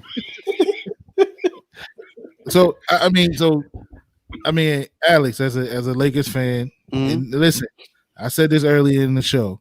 You two guys doing the NBA finals, doing the NBA playoffs, will walk around. 20 years ago, yeah. Walk around as Shaq and Kobe. Yeah. Right? Of our group. Y'all will walk around as Shaq and Kobe. Yo, like this, do you have to check his Laker fan card? Because I mean, who seems to not be the same? Listen, this is the guy that called me at 4 a.m. when Dwight Howard was traded or signed or whatever he did with the Lakers. 4 o'clock in the morning. And when I answered the phone, all he said was, "We got the big fish." We got the big fish. That's what I thought. Okay. That's what I thought. And then it just. That's how excited he was about this team. Now he just doesn't seem that way. So, like, are you checking his Laker card or what? I think Dayoud is a little more disconnected from the Lakers than I am. I mean, I spend a lot of time on the Lakers because of the podcast and all that stuff, right? And so I think he's a bit more disconnected than we were 20 years ago. 20 years ago. So look, I also think it's important to say, like, if let's say we were watching this finals like as a group of friends, like we did 20 years ago at Dayoud's house, and I think it's a different atmosphere. Mm-hmm. But now we're pushing 40. It is different, right? Like it is very different. And I think that also, I don't know, like I'm not in all the group chats anymore that you guys are still in, but like I don't know if the hate still exists. So you guys have to tell me, like, does our group of friends still hate the Lakers the way they did 20 years ago? Because back 20 years ago, like that, part of the reason we walked around like Shaq and Kobe is because everyone hated the Lakers. It was us. Yes, that's bingo, brother. That's it. It was us against our best friends. Mike, I saw you. Mike, you were a Melo and a Bulls fan. And I don't want to rehash this because it brings me nightmares to this day, but you almost left me, man. Left me. Ooh, do you remember, man? Fucking right, bro. It was like one of the greatest moments and weirdest moments of all our lives. It was Game 7, Sacramento versus Lakers, and they had the Game 7 at home. So this was 2001. Yep. And Sacramento had the Game 7 at home, and they was talking shit, and we was like dead in the waters. And Pedro Stojakovic started overtime. Side of the rim, and we won. And Mike was like, "Fuck this, I'm out." And like he said, I could take watching y'all chest bump and celebrate. I couldn't take it. I was like, "Yo, you're my ride." So I came with you, remember? but you know, the thing about it now is, Holla, I don't think the hate's there, yo, and that. Right. Okay, with LeBron, and once again, and it's no offense to LeBron, he's a nice guy. Okay, he is a really good guy. All right, there's anyone that says anything bad about LeBron's character or personality is just a sucker. You know, like you're just being a dickhead at that point. Kobe Bryant was Darth Vader. He was like, he was loved by us, respected by all, but he was hated. Yeah, as you can see in the Jeff Pearlman book. Yeah. Like he was legitimately hated, and we carried that hate with us. He punched Samaki Walker in the face. Let's take the bus over. We're gonna fight. Now, don't get me wrong, Samaki Walker probably deserved it the way he played. God, I got terrible. But that's actually kind of, I never thought of it like that, Holler, but that's actually part of it. Like like I think your friend, like when your group of friends hate your team, I think that fuels it even more. I think. Yes, totally. And with LeBron being such a nice guy, it's almost like, and a lot of our friends were LeBron fans, and now they're kind of like jumping over to, and it's like, I don't want you guys. I want you to hate us. Hate us being so great. Hate us having 16, 17 banners. Hate us being purple and gold royalty. So was there anybody in our group of friends that when as the season started chose the Clippers or Bucks or didn't think the Lakers would win? No. All these guys are LeBron fans. Yeah, they love LeBron. I think you know, it was. I'll say this. I started off LeBron out of the box in Cleveland. I wasn't a fan, right? Mm-hmm.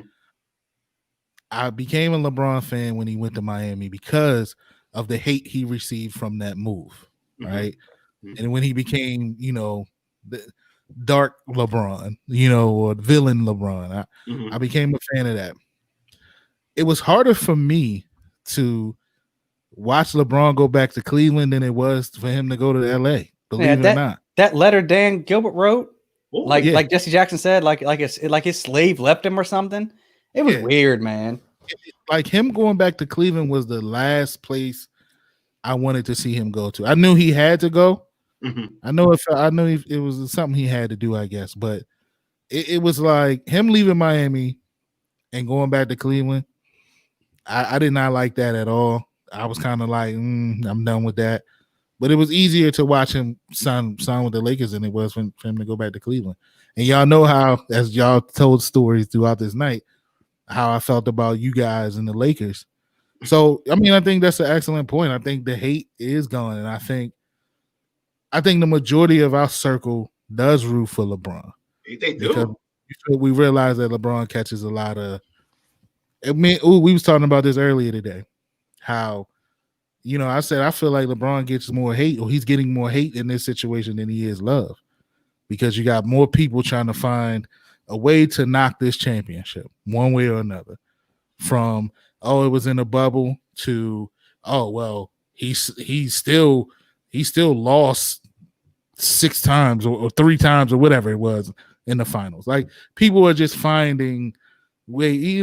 I just feel like they look for ways to hate on this dude. So can I add this part? Like I tweeted this earlier. Like ESPN, Yahoo, all the major outlets are running the LeBron versus Jordan theme, and I think it's really lazy content. Mm-hmm. Isn't it fair? Like we're all pushing 40, so we got to see Jordan be Jordan. Like we were kids, so we remember like pre-social media. Like Jordan was same with like Mike Tyson. Like these guys were like mythical, right? Mm-hmm. They were so huge. You can appreciate Jordan and still appreciate LeBron. Like it doesn't have to be reduced to, well, Jordan's better or LeBron's better. It's different eras. They've got different things going on. These are two of the baddest dudes we've ever seen. Like why not just appreciate them for who they are instead of it always being, well, Michael's better or LeBron's better. Like, isn't that just at this point just lazy? It's lazy. It's corny. It's so 2020. It's like you said, let that man cook. He's got his championship. He is one of the baddest top 2, 3, however you want to put it. It ain't lower than 3. It really ain't. And I'm not it could be 1 or 2. I don't think it's 1 or 2. I think it's a distant third, but nevertheless, let that man cook. It's even like when, Golden State was winning their championships. They're not as good as this. Like, no, they fucking won. Mm-hmm. Like, no, just let them eat and then move on. People need something to talk about. I agree with that. And that's what sports really is good for. Sports is really good. It's a great distraction for 2020. I mean, but I am tired of the conversation. It's corny because let's just be real. There's nobody fucking touching Michael Jordan. So let's just it's no diss to anybody.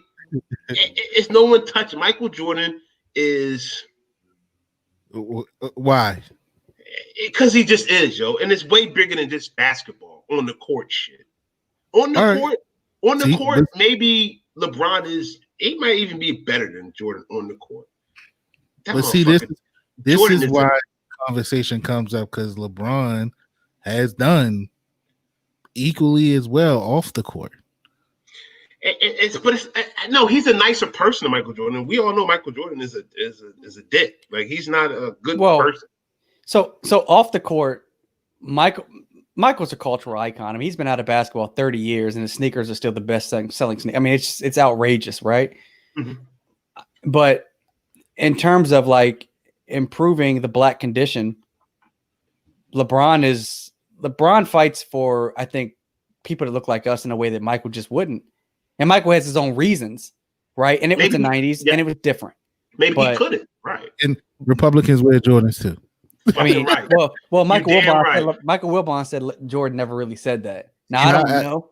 I don't think it was confirmed that he said that, but it makes sense if he did say it if he didn't, because they do buy sneakers too. I mean, but I think when you talk about basketball, man, it's incredibly hard to compare eras. Like it just really is, man. Like these guys are all great, and I think what I had hoped is when Kobe died, I hope that people would just appreciate these guys. And it's clear people like they appreciated him for like a week after Kobe died, and it was just back to business as usual, like just slandering people and trolling people all day long. Like you're never going to see another LeBron, just like you never saw another Jordan. Kobe got close, but you'll never see another Kobe. Like just enjoy these guys while they're around doing what they do, and I don't think enough people do that. Yeah, that's a great point. There's no doubt about that. Well, let me ask you: do you guys think the NFL season finishes or gets canceled? Listen, come hell or high water, or before that bottle gets finished, NFL is going to finish this damn season. Okay. You know what? I agree with Oud. I think they're going to try to finish it. I'm still sticking to my prediction of week 8. Me and Donnie have predicted week 8. They've been saying week 8 since like 2 seasons ago. Like it was week 8 it will be done. But you know what? And I hope it doesn't happen, but I think what it's going to take is one or a couple of the star players. Sure. Pat Mahomes. Down with it. And then the NFL will be like, because right now it's a lot of, Cam came down with it, Gilmore, it's solid names, big names. Some practice squad guys. But most of his practice squad guys, bench players, stuff like that. Patty Mahomes come down with it. Lamar Jackson come down with it. Tom Brady come down with it. Something like that. Aaron Rodgers. I think that's when it'll be like, all right. Yeah, we might have to shut this thing, wrap it up. We might have to hit the wrap up button. Yo, I'm telling people, come hella high water. The NFL don't give a shit. Like it's. I've always said, to me, the NFL represents America the most out of any of the sports leagues. It's such a brashness. It's such a physical game, and the ratings. I mean, literally, it's nobody in the stands, and these guys are still pulling like 40 million people watching. It's insane. I hate my team, and I still watch. Think about that.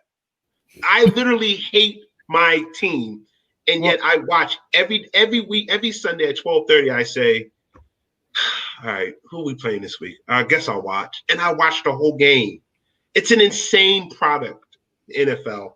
They're going to finish the season. And you think Snyder should sell the team? Alex, he will sell his family before he sells the team. Listen. Literally. He would pack his kids up in a box and say, goodbye, Johnny. It's been fun. I made the point to these guys before that. So, when that sexual harassment story broke, it broke in the Washington Post, and Jeff Bezos owns the Washington Post. I made the point that he was squeezing Snyder, and he could. I mean, Bezos can pay whatever he wants for. He's got so much money, it's ridiculous. He could pay cash for the Redskins or the Washington football team. Like if he said, Snyder, I'll give you $5 billion, to Snyder, he would have to listen, right? I still don't. Because I think it was Brandon that said like he doesn't think Snyder would sell it at all. I lean towards that. I really do. And like you said, $5 billion. Think about that. Like that's enough. That's way beyond. Because they're not. Because I think the Cowboys are worth the most in the league, or the Patriots. I think the Skins are somewhere around $3 or $4 billion. But like you said, $5 billion for him is just the cost of doing business. Like, right. I'm not negotiating. Here's $5 billion. That's it. Here we go. I don't know. I don't know, Alex. I mean, he's terrible, right? They've been terrible for a minute. Only since 5th grade, so it's not that long. It's a control thing with Snyder. I think he likes to be in control, and I think, that type of offer. Of course, you got to listen. You got to listen, right? I think, like Ooh said, man, I think he'd be willing to sell those closest to him before he tries to sell the team. The way to get him out is going to have to be what it was looking like it was going to turn into, which was them sort of forcing him out. Didn't that kind of get swept under the rug? It did. It did, right? Bro, he's got some great lawyers. That shit, it nothing sticks to him, like sexual harassment, race. Like it doesn't. None of this shit sticks, yo. It's like that was a big deal for like 24 hours, and it disappeared. He started making certain hires. He started hiring. He hired some females and in black top guy. position. Yeah. Bro, black guy in top position. Didn't he send Riverboat Ron out there to address the media after that happened? Yeah. And by the way, a man fighting cancer. Okay? Right. like I couldn't even. Well, Riverboat Ron was looking like, yo, I wasn't here last year or then. Why I'm addressing this, I don't know, but all right. One of my former clients lives in Snyder's neighborhood. This guy, my former client, owns a bunch of Johnny Rockets, and he said like he didn't like living in that neighborhood because Snyder would, whenever he would come home, he'd fly his helicopter low and wake up the entire neighborhood. He's just being an asshole at that point. Honestly, he's so. I don't know if you guys ever seen an interview with him. He's like a recluse. He's like socially awkward. Well, he's a really bad guy. How did he make his money? He had a consultant marketing firm, and he sold it. And he didn't have all that money for the Redskins. It was like $700 million back in 1999, I think. But he had a couple investors. I think the guy from FedEx and a couple other guys, and he just hustled that shit. And Jack Kent Cook, the former owner, he didn't leave his team to he didn't leave the team to his son. Like, it's weird. Well, Jack Kent Cook, he still owned the Lakers too. Yes, sir. Yes, sir. See, this is a real Lakers fan. See, you ask a lot of these other guys, they think the Lakers actually started in when Magic got there, 1980, 79. And Jerry Buss owned the Chrysler Building, and he traded the Chrysler Building as part of getting the Lakers, and he borrowed money from Donald Sterling to get the Lakers. Oh, we don't say that name on this. We don't say that name. No, Sterling's a piece of trash, but what's he doing now? I haven't heard from him. Is he still alive? I think so. Guys like that don't die. Want to be the first? That's I true. was thinking. I didn't want to be the first to ask, but I was thinking, like, yo, is he still living? I think him and his wife are still together too. I'm sure he still got mistresses or whatever they do. But them tapes were some of the. Listen, you can be who you want to be. Do you have to be hugging them, kissing them? Blake Griffin said that like they would have these Clipper parties and Donald Sterling would put them on stage like the auctioning blocks for slaves and like tap them on the butt like, look at these bucks. Like, hey, what are you doing? Like no one thought this was awkward. Like no one. But then again, he fucking Donald Sterling, man. That was a weird time. But no, Dan Snyder would never sell. But like you said, $5 billion, I gotta listen. I have to. I mean, but see, I think I've asked Mike this before. Like, at what point the Washington football team is a huge brand, and they've been bad a long time. At what point is Snyder just bad for NFL business, and Jerry Jones and the other owners who are more powerful just say, "You got to go, you got to go, go home." What legal right would they have that make him sell? But I'm saying behind closed. You know how this works. I'm sure they don't like him. Well, you know what? I don't know, man. They had no legal reason to force Donald Sterling out of the NBA, and them owners were like, "You're bad for business. You got to go." That's true. But is Snyder bad for business, or is he just a bad owner? This looked like it was going to happen. I thought this was going to happen. Yeah.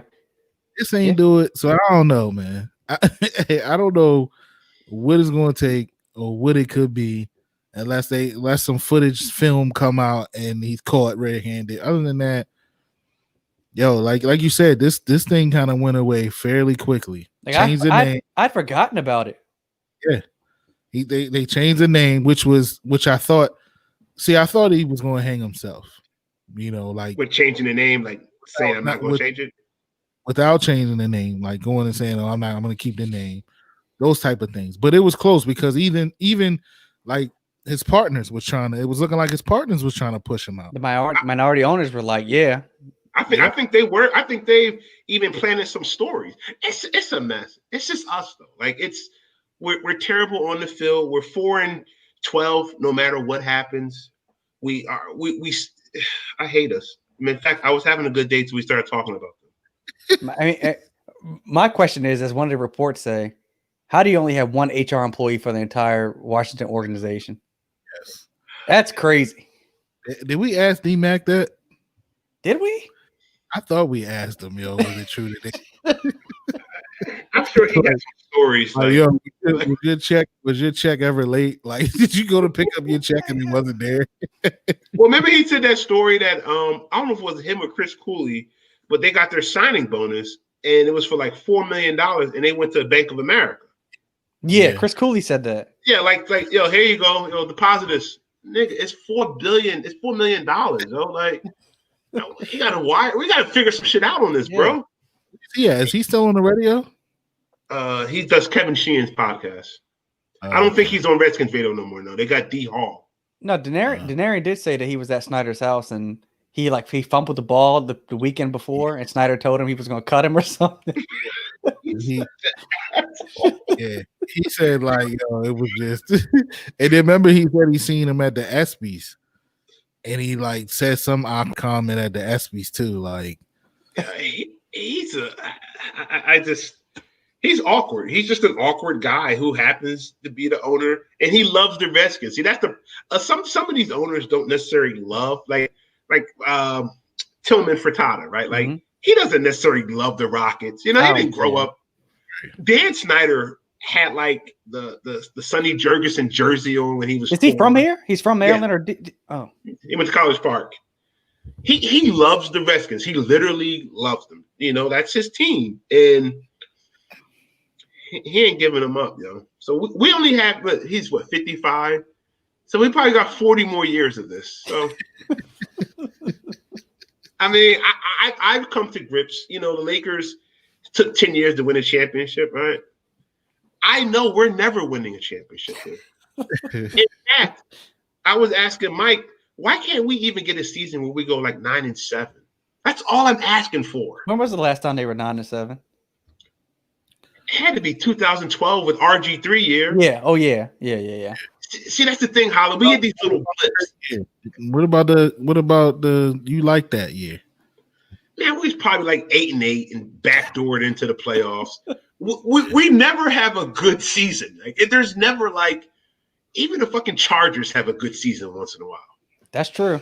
We never have. Think about that. Like, have we ever just had like we got hot, we went 12-4 that year? It never happens. Yo,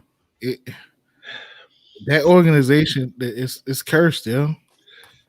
I don't know if it's cursed. It's just It's bad. cursed. It is cursed. Like, what? I mean, is it cursed or just bad? Well, whatever. The same thing happens every year. Like, all of this stuff, like, you don't hear any of these things that you hear about the Washington Football Club, any organization. And I'm not naive enough to even think that it doesn't go on in these organizations. Right. But we have leaks in-house.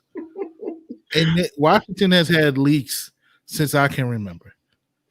You know what I mean? Honestly, sans the Trump years, it's probably the greatest soap opera we have in this town. Every year we know it's going to be a shit show of drama. It's actually, as a fan, I've just come to grips with it. Like, we have a couple buddies who are Redskins fans, and I don't know if they've come to grips with, we're never going to be good. You mean Quan, one of our I mean our brother Quan, our brother Lance. We're never going to be good. Like, I've just come to grips with it. There's no 11-5 season in our crystal ball. Well, I mean, you benched 20 Haskins. That's crazy. Rookie, well, not rookie quarterback, but new quarterback for a guy whose leg was shredded. Honestly, Alex, every time he dropped back, yo, I was like cringing.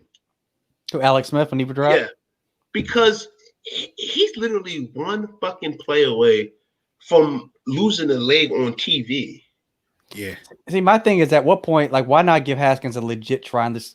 Give him a couple years. Like, why is it games? Give him a couple years. You drafted him. Why not see what you have? Because it's us. All right. That's the problem. Is you're using logic there. And we don't use logic in this franchise. I mean, and then the amazing part is that I was not surprised at all to just see the smear campaign come out soon after the benching. And it's like, yo, the story was, listen, he wasn't playing well. Okay. Right. Mm-hmm. That's your reason for benching him, whatever. And not everybody agrees, but okay, we can live with that. But then you got to add this extra salt onto it, like, oh, he's not picking up the playbook. He wasn't getting the playbook, or he was he lost the locker room because he was bragging about stats after a loss. It's shit like that. Like, yo, then they tried to smear the kid. You know what I'm saying? So it's like, but they're so stupid. When they smear him, they fuck up the trade value. Right. Yep. It's just us though. Like it's okay, like Ron Rivera is a really nice man. Okay. I and honestly, I'm praying for him. Yeah. At what point though do you have to sit your ass down? Okay, you're dealing with chemotherapy. What stage is he? I don't know. But the fact is he can't even go through a full game without taking an IV. You gotta take an IV. Like, oh, really? Yeah. Like, He gotta sit down. He gotta take a seat. Like, he gotta sit. Like, he sits down a lot on the bench, especially like with COVID and all that. And Hello, and no offense, but we only going but 4-12. I don't give a fuck who's coaching us. like, yo, you could coach us up all you want. We're going 4-12, 5-11. That's it. Or what? I mean, or why not? If he's gonna be there, why not put him up in the box? It's this macho shit. It's this, I'm strong, motherfucker. This isn't a twisted ankle. You're dealing with cancer. You're dealing with, like Hollis said, COVID. You're dealing with germs, disease. I mean, the way these teams are getting sick, if he when this all happened, I was thinking about my own mom. Like, if she was still alive and dealing with, like, I'd have to think, okay, should I be going to her home to see her? Like, I probably wouldn't be able to do that because what if I get her? You know what I'm saying? So, like, why would you even be around all these people? Cancer is no joke. Yeah. And it just, like you said, like even like, my father, he's older, so you gotta really like be careful taking him places. Mm-hmm. And then it's just us. It's just the fucking franchise. There's no hope in sight, though. There's never a 12-4 blip season. I mean, you big money. Whenever you want to go in, me, you, and Mike. Let's go buy him then. Make an offer to Snyder. $8.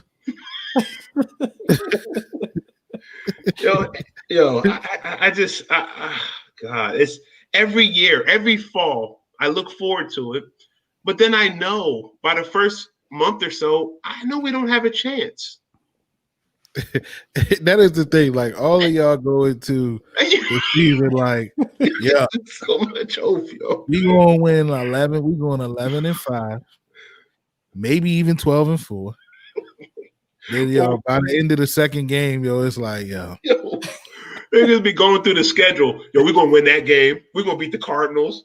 We're gonna beat the Rams. And then you get to the season, you're like, no. The fucking Rams came in here and, like, I don't even think they're that good, but they were smoking our asses. How'd the Ravens game go? I don't watch the Camel Coons, so. Well, I mean, they played your team last week, 2 weeks ago. I don't know. The Ravens are good. I mean, they're probably the second or third best team in the league, I think. Even though I don't think they're playing all that great this year. Yeah, they're not. But it's scary to be 4-1 and not playing all that great. Well, you play Cleveland, you play the Redskins, Cincinnati. I mean, these aren't murderers, bro. You play one big team and got your ass smoked on national TV. You need to chill. Got their asses smoked. We did get smoked. That fucking Pat Mahomes. What's your take on Pat Mahomes, Holla?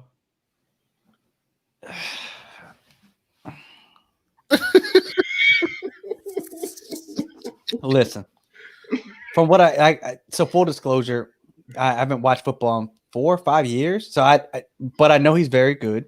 Okay. My take on him is he seemed to be a bit Trumpish. He's wearing some MAGA hats and talking about. Wasn't. Yes, he was, man. He's talking about when there were several black people got killed by cops. He's saying, well, they just obeyed the law. Mm-hmm. I mean, he's half white, so I know sometimes when you're interracial, he's Kaepernick. He's Cap Mahomes now. Is he? Yeah, he's on all the social justice commercials and. Well, that's because it's financially beneficial. Like, is he really like? See, my thing is, if you're pro-black when it's not financially beneficial, when you're broke, all right. But when the money's pouring in, like, it's so like if Nike calls him and says do these pro-black commercials, all right, you're gonna do it because it's Nike. So I don't know about him. I know from what I understand, he's an awesome quarterback. Biggest contract ever in league history. I think he's got a baby on the way. But I mean, are the Chiefs that good? I really have no idea. Like, are they won last year, right? They are. They remind me. Their offense reminds me of Golden State at their. When Golden State was at their 2015, 2018, when the game. It looks like they were playing a different game than everyone else. Their plays. Calling, this guy's throwing like no look passes. He's insane. I mean, so to put it in perspective for me, compare him to peak Peyton Manning, Tom Brady. Where is he at along those lines? That's a good question. Is he there already? Yeah, he's different. Is he better? Is he better than Cam when Cam was like Superman Cam Newton? Yeah. He's Steph Curry for those 2 years. Yeah, like he's playing a different game than everyone else out there. that's a great comparison. Like he's better than peak Aaron Rodgers. To me, Aaron Rodgers is the best quarterback I've seen with my eyes, at least most talented. But yeah, he's right there, bro. He's right there, if not better. He, like you said, like Ooh said, he's different. Like he has all the talent. He has the arm talent. He has, he's mobile. He can make every throw. He's smart. He's different, yo. He's different, yeah. I would honestly, I know you don't watch football. Watch a Chiefs game, and you'd be like, he's playing a different sport. Like, it's not, that old standard drop back shit, 3 steps, and the play calling. He throws that ball with like a flick of the wrist, and that bitch going 70. Yeah, he's really fun as shit to watch. Him and Lamar Jackson are fun to watch. What's the gap between him and Lamar? We got a Ravens fan here, so let's be careful. Let's be careful here. Realistic though. Lamar, I know. Lamar is incredible, MVP. Shit. I mean, it's a pretty large gap. It's a gap. It's a big gap. Yeah, pretty large gap. And Lamar, and we saw what Lamar did. And Lamar's sick as shit. Yeah, it's MVP. Like Lamar doesn't have the talent. He doesn't have the arm talent. The awareness yet. Like, yeah, he's not. The gap is with throwing the ball. Yes. Lamar isn't as nearly as accurate as a thrower. They probably have equally as strong arms, but Mahomes is just he's Magic Johnson with the ball, yo. Yes, yo. Throwing no look pass, yo. So what you're saying is the light skinned quarterback's better than the dark skinned quarterback. Is that what you're saying? I mean, no, I'm not saying that. You know what it is? It's like comparing Drake to Meek Mill. Wait, you're calling Lamar Jackson Kodak Black? That's his favorite rapper. Yo. They both from Dade County, shorty. Represent that. Wait, what? Kodak, what? No, Kodak Black is nice, yo. Like, he got hits. You know what I'm saying? But Drake on some other shit. Hold up. So, it ain't that much of a gap. Like, let's say, all right, if Mahomes is Drake, and let's say Lamar Jackson is Wayne post drought. Oh, wow. Well, I think Wayne is greater than Drake. Let's say Lamar is Kendrick. No, Lamar can be the best out there. I feel like that would be good, right? Yeah. Lamar is Kendrick. You call him Kodak Black. J. Cole. He's J. Cole, but I just feel like J. Cole is not. I mean, I love, I'm a Cole fan. I think Cole is ultimately more talented than Drake as a spitter. So I think the comparison is something along those lines. Like, he's just not he just doesn't have that. Mahomes, I think. Mahomes, yeah. Lamar's only but like 23. Oh, well, he's got plenty of time. He got plenty of time, and he will definitely get there, I think. But how I'm telling you, you need to watch Mahomes. This motherfucker, you'd be like, God. So he was worth the $450 million? Yeah, he'll be underpaid in about 5 seasons. Wow.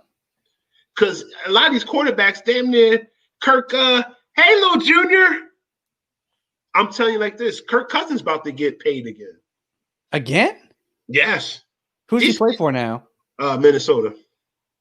Why isn't he in bed yet? Because he was patiently waiting while I was recording. Oh, right? For you to go to sleep, probably. All right, we're out of here in 5 minutes. It'd be in 2 hours. It was so much fun, guys. When are we doing this again? Well, one, want to thank you for coming on Off the Record. I know you've come on Laker Central a number of times, but there were some whispers that Off the Record was a little too hood for you to come on. So that was word on the street. What's up with that, man? Yo, y'all a mess, yo.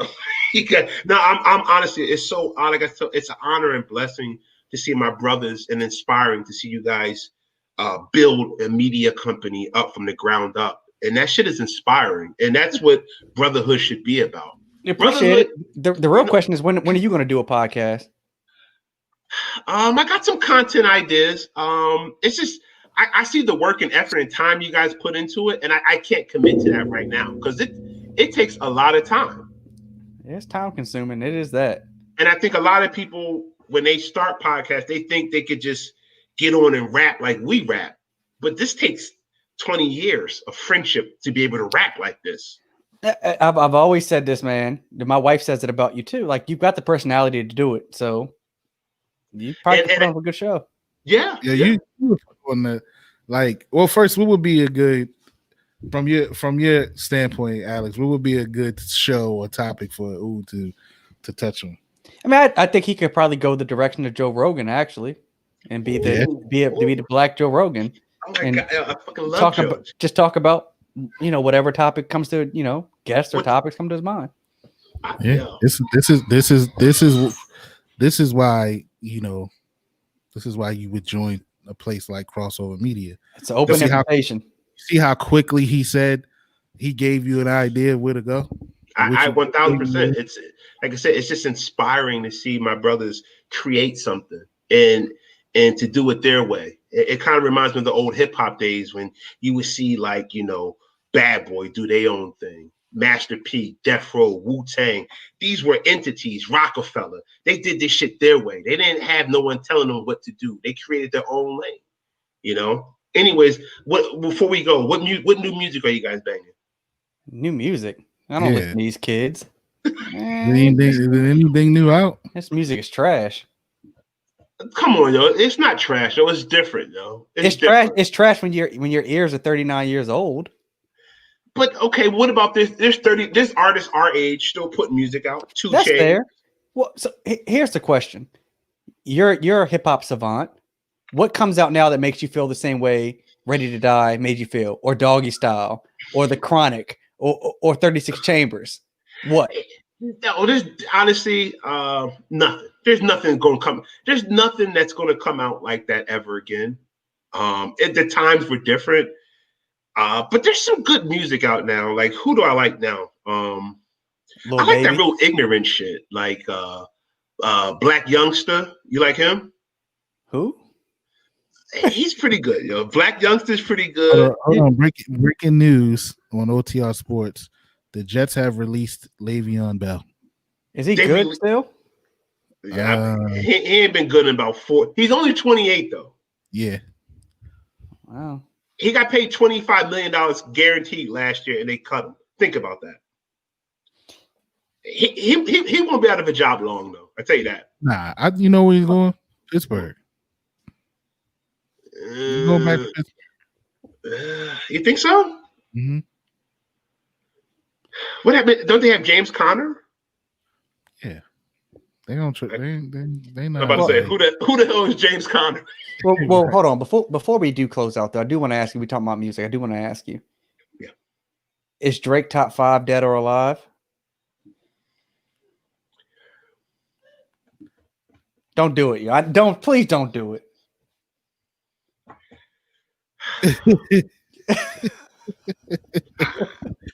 Oh man. Okay, we don't like him, right? Does he not make good music?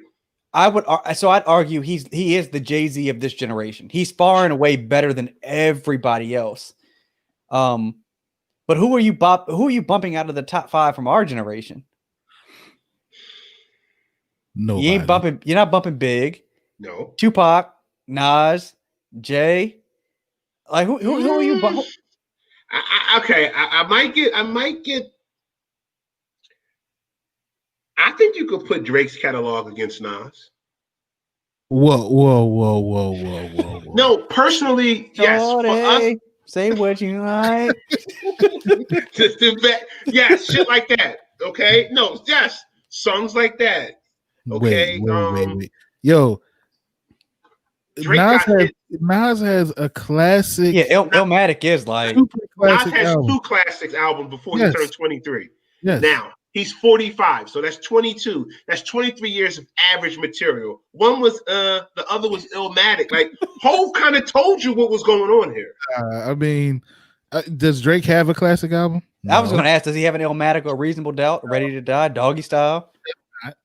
I have yet to be able to listen to one full Drake Drake album all the way through.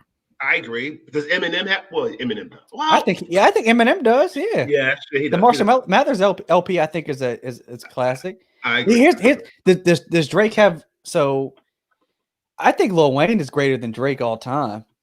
I do too, but Holly, like Wayne threw the game on his back for a minute.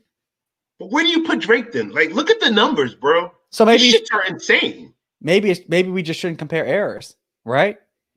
Maybe it's just that. Because I don't. Does Drake have a 36 chambers? And does he have a purple tape? You're a woo guy. Does he have a purple tape? He doesn't have he like Mike said, I can kind of see where people think he doesn't have a good album, but he got so many hits. You gotta put him up there. He's interesting. He's very interesting because I don't know where to put him, but that motherfucker got hits. Like you could put on a Drake playlist and be at the barbecue for 2-3 hours. He's better than everybody that's out now. Like he's far and away better than whoever his contemporaries. I mean, I think Kendrick is his contemporary. So I think Kendrick and Drake remind me of Jay-Z and Nas. Okay. Like yes. Jay-Z could go street and radio hits, and Nas was more behind the scenes when he went radio. Right. And Kendrick reminds me a lot of Nas. I don't think Kendrick puts out enough material to compete with Drake. Exactly. I don't understand like these artists, like, why is it taking you 2-3 years to make an album? It's just fucking 18 songs. But you got people comparing Drake to Michael Jackson. And that's blasphemy, dog. I mean, like Mike Jackson. Listen, the first time I saw Moonwalker and he did that lean, I've never seen a man do the lean without the ropes. And to this day, I swear he didn't have any ropes attached to his back. Hey, Eddie, are you okay? Are you okay, Eddie? I mean, is Drake is he that much greater than everybody else right now? I mean, the numbers say it. His impact says it, yo. And yo, when he won a rap, he got bars too, yo. Drake is like, let's see. He got bars, and okay, fine. He doesn't write his own shit. All right, fine. That is a knock. That's a big knock, right? It's a knock for our generation, yes, because we came up in the KRS, the Nas, but it's a different time now, yo. Like, I mean, if you don't write your own rhymes, though, I should be top 5. Is Drake better than and I'm just asking this. I'm asking this question. Yeah. Is Drake better than Yeezy? I hate Yeezy. I hate him. I hate his guts. So yes. Better how? Like as an artist? No. I mean, would you put him above Yeezy on as a rapper? Don't confuse the production of Kanye back in the day to like Kanye's terrible. Whoa. He's terrible. He is the quintessential artist of the last 20 years. Okay? Without even a shadow of a doubt. Now, I understand why some people might not like him. I get it. The last 20 years, we saw Prime Wayne, and Prime Wayne was a force of nature. Wayne don't have shit on Kanye. Because My Twisted Dark Fantasy is the greatest album to come out in the last 20 years. Mike. Wayne he ain't got shit on Kanye's. College Dropout is genre. Wait. Didn't you say that Wayne saved hip hop for you? He did. And Kanye took hip hop to a level of artistry that has never been seen before and will never be seen before. Looking at the rest of the Tekashi 6ix9ines and the people coming out now. So Kanye's top 5 did a lot. Top 5 rapper? No, he's not a great rapper. Like Jadakiss is a better rapper than Kanye. Kanye is an artist. Okay, well, we're talking artists because we was just comparing Drake to fucking Michael Jackson. Who said that? Only someone. Hey, come on, Michael Jackson's fucking Michael Jackson. Like he's. But no. Kanye compared himself to Tupac. I mean, like Tupac's been dead since what, 96? Will anybody remember Kanye 20 years Yes. after 30 years Yes. after his death? Yes. Yes. I think he's the quintessential artist. He's like Mozart, Stevie Wonder. He's just the best. You He's the comparing him to best. Stevie? Yes. I compare R. Kelly to Stevie Wonder. I'm not judging these people. Wait, what they do when I don't think that Drake is. I'm sorry, I don't think that Kanye is R. Kelly. R. Kelly had a bigger run than Kanye. Well, Blueprint came out in 2001. Listen, bro. Kanye's about to be president soon. Listen, I said I wouldn't mention Cisco, but fuck it, he's a bum. I would put R. Kelly in the Stevie Wonder class too. Yeah, no, R. Kelly's his talent. Look, he's a predator, but his talent is what is unquestioned. Unquestioned. And people like I would love to see a versus Stevie Wonder versus R. Kelly. That shit would be dope. Now, don't get me wrong. Stevie Wonder Stevie Wonder fucking been clapping since he was 7 years old. Like, I mean, like, but you don't think that Drake is? I mean, I'm sorry, Kanye just mailing it in. Like somebody, he's. I think what happens is with guys like that, he's probably uninspired musically right now because it's just the same way you are. How you said, I don't even listen to this shit now, right? Like you don't even. It doesn't entice you to listen to music right now, does it? So I've always acknowledged that like I don't like this generation's music, but it's also not made for somebody that's 39 years old. And there was also a psychological study that was done that showed that like our musical tastes are formed at 13. 12, right? Yeah, they stick with us basically for life. And so I can still listen to stuff when we were. I can still listen to Wu-Tang Clan even though it's 30 years old. Because that shit it's in your soul. Right. It still bangs. I listen to it. I hear Kanye. And I'm like, this is what kids are like tweeting about. Like this would in 95. This would have got laughed at. But he's 43. Like he's our age, so he should know better. I just think I don't know. I just think music now is different. It's disposable. It's not. I don't know. Maybe we're just old, yo. I think there's a difference in having, like for us, when you wanted to hear something, having to go buy a physical tape or CD versus it being automatically on your phone when you wake up that next morning. There's a difference. Like, there are CDs and tapes that we woke up, we were like, we got to hurry up and go get this. Like it was just different. Yeah, and now it's just like now it's like you said, it's so easily accessible. You're like, whatever, fuck it. Are you a Rick Ross fan, Alex? Ross got bangers, but as you two know, I was always Jeezy over Ross. I mean, Jeezy was my guy. Well, Ross got bangers. Yeah, I mean, I think Jeezy and Ross was on the same track. I think Jeezy missed. He hopped off the track for a little bit when he stopped for some reason after My President Is Black. Jeezy was on somebody's podcast.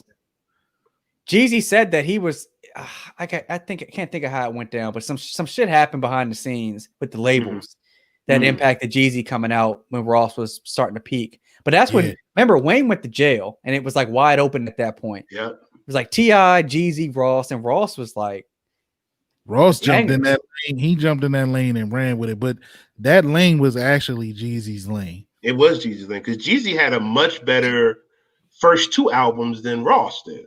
Listen. The Snowman. All right. Jeezy had hits.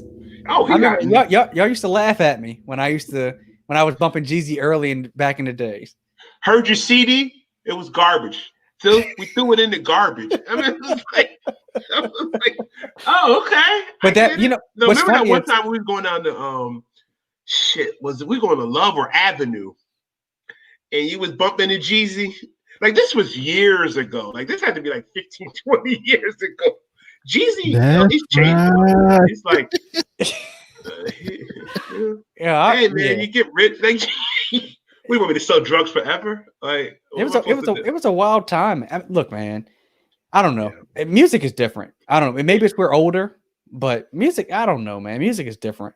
Like, so what are we supposed to listen to? We gotta listen to all the old shit. I still listen to everything old. I just still listen to. Yeah, but don't you want to listen to something new?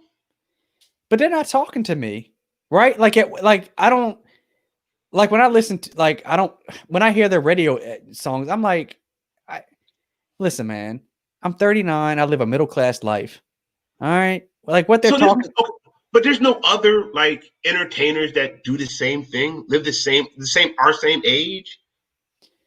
So like I think a year ago, Styles P dropped a 7-track LP, which I was digging. But like even Styles he's from our generation. I don't know, man. It's just it's not the same.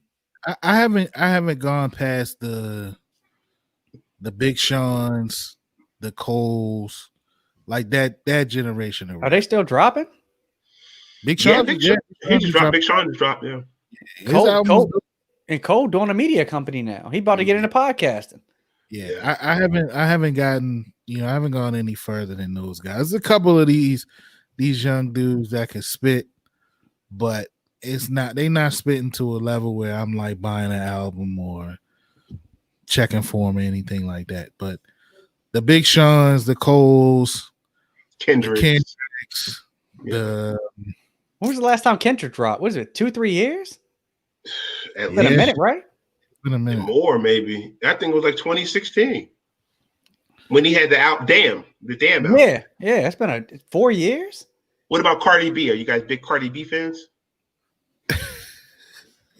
I'm not talking about stuff today. Okay, we're not talking about that. Okay, it's the kid-friendly show, right? I think Cardi is. I mean, she makes like catchy music.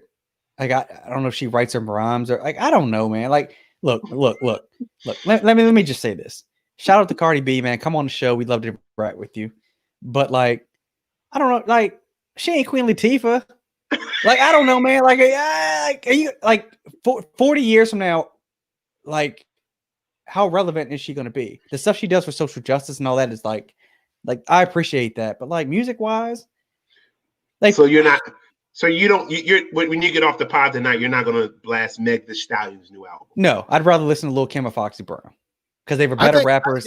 I think Cardi's music and catalog will be around for a while because Cardi had like her hits in the few years that she's been in the game are like she got some major hit, like they big hits.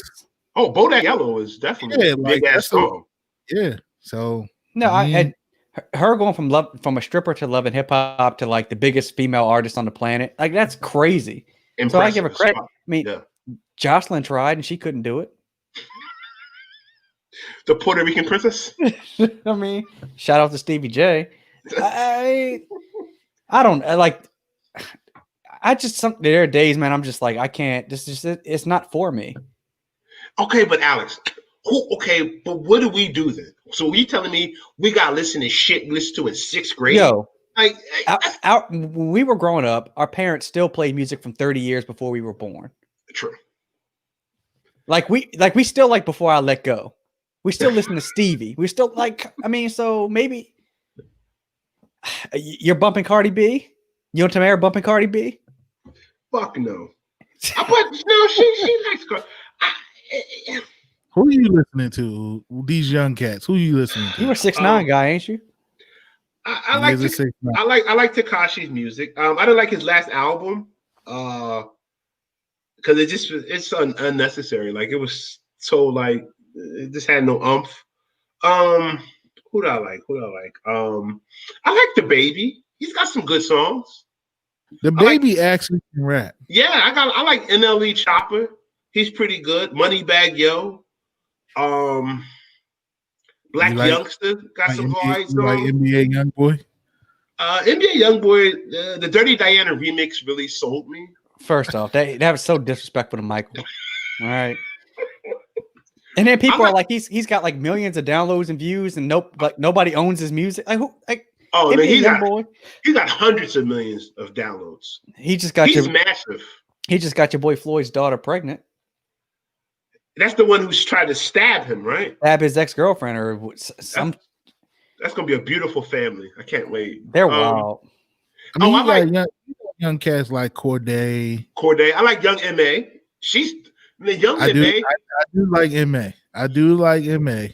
She dope as shit, Holly. You gotta check her out. It She's make dope. I've heard it her sick. rap a little bit. I mean, listen, man. I don't know.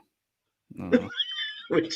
We're just old. We're just so like. You know who MA is?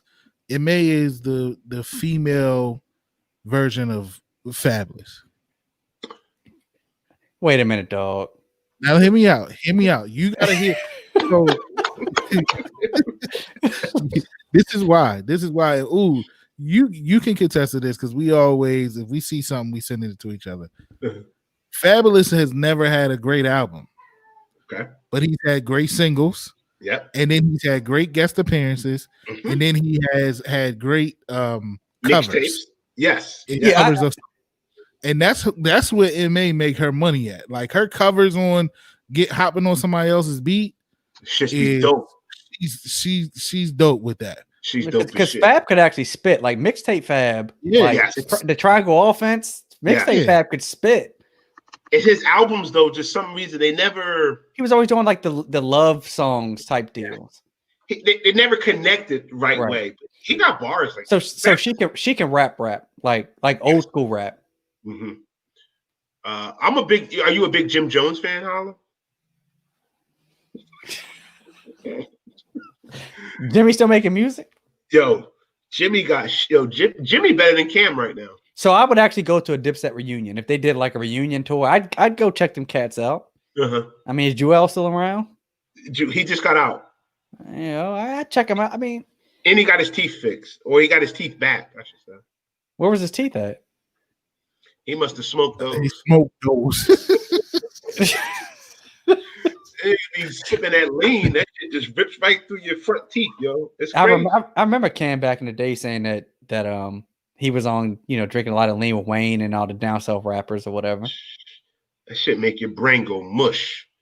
All right, fellas, I gotta get going. I thought you could hang out all night, bro. First of all, that's not how you end the show. Okay, how do we end it? Hold on, man. We're gonna end it, and then you got to come backstage with us for a minute. Okay. Mike, you want to end it? Well, if I can, I got a 1-year-old here that might jump in on the mic. That's okay. Yeah, man. You end it. I'm flustered right now.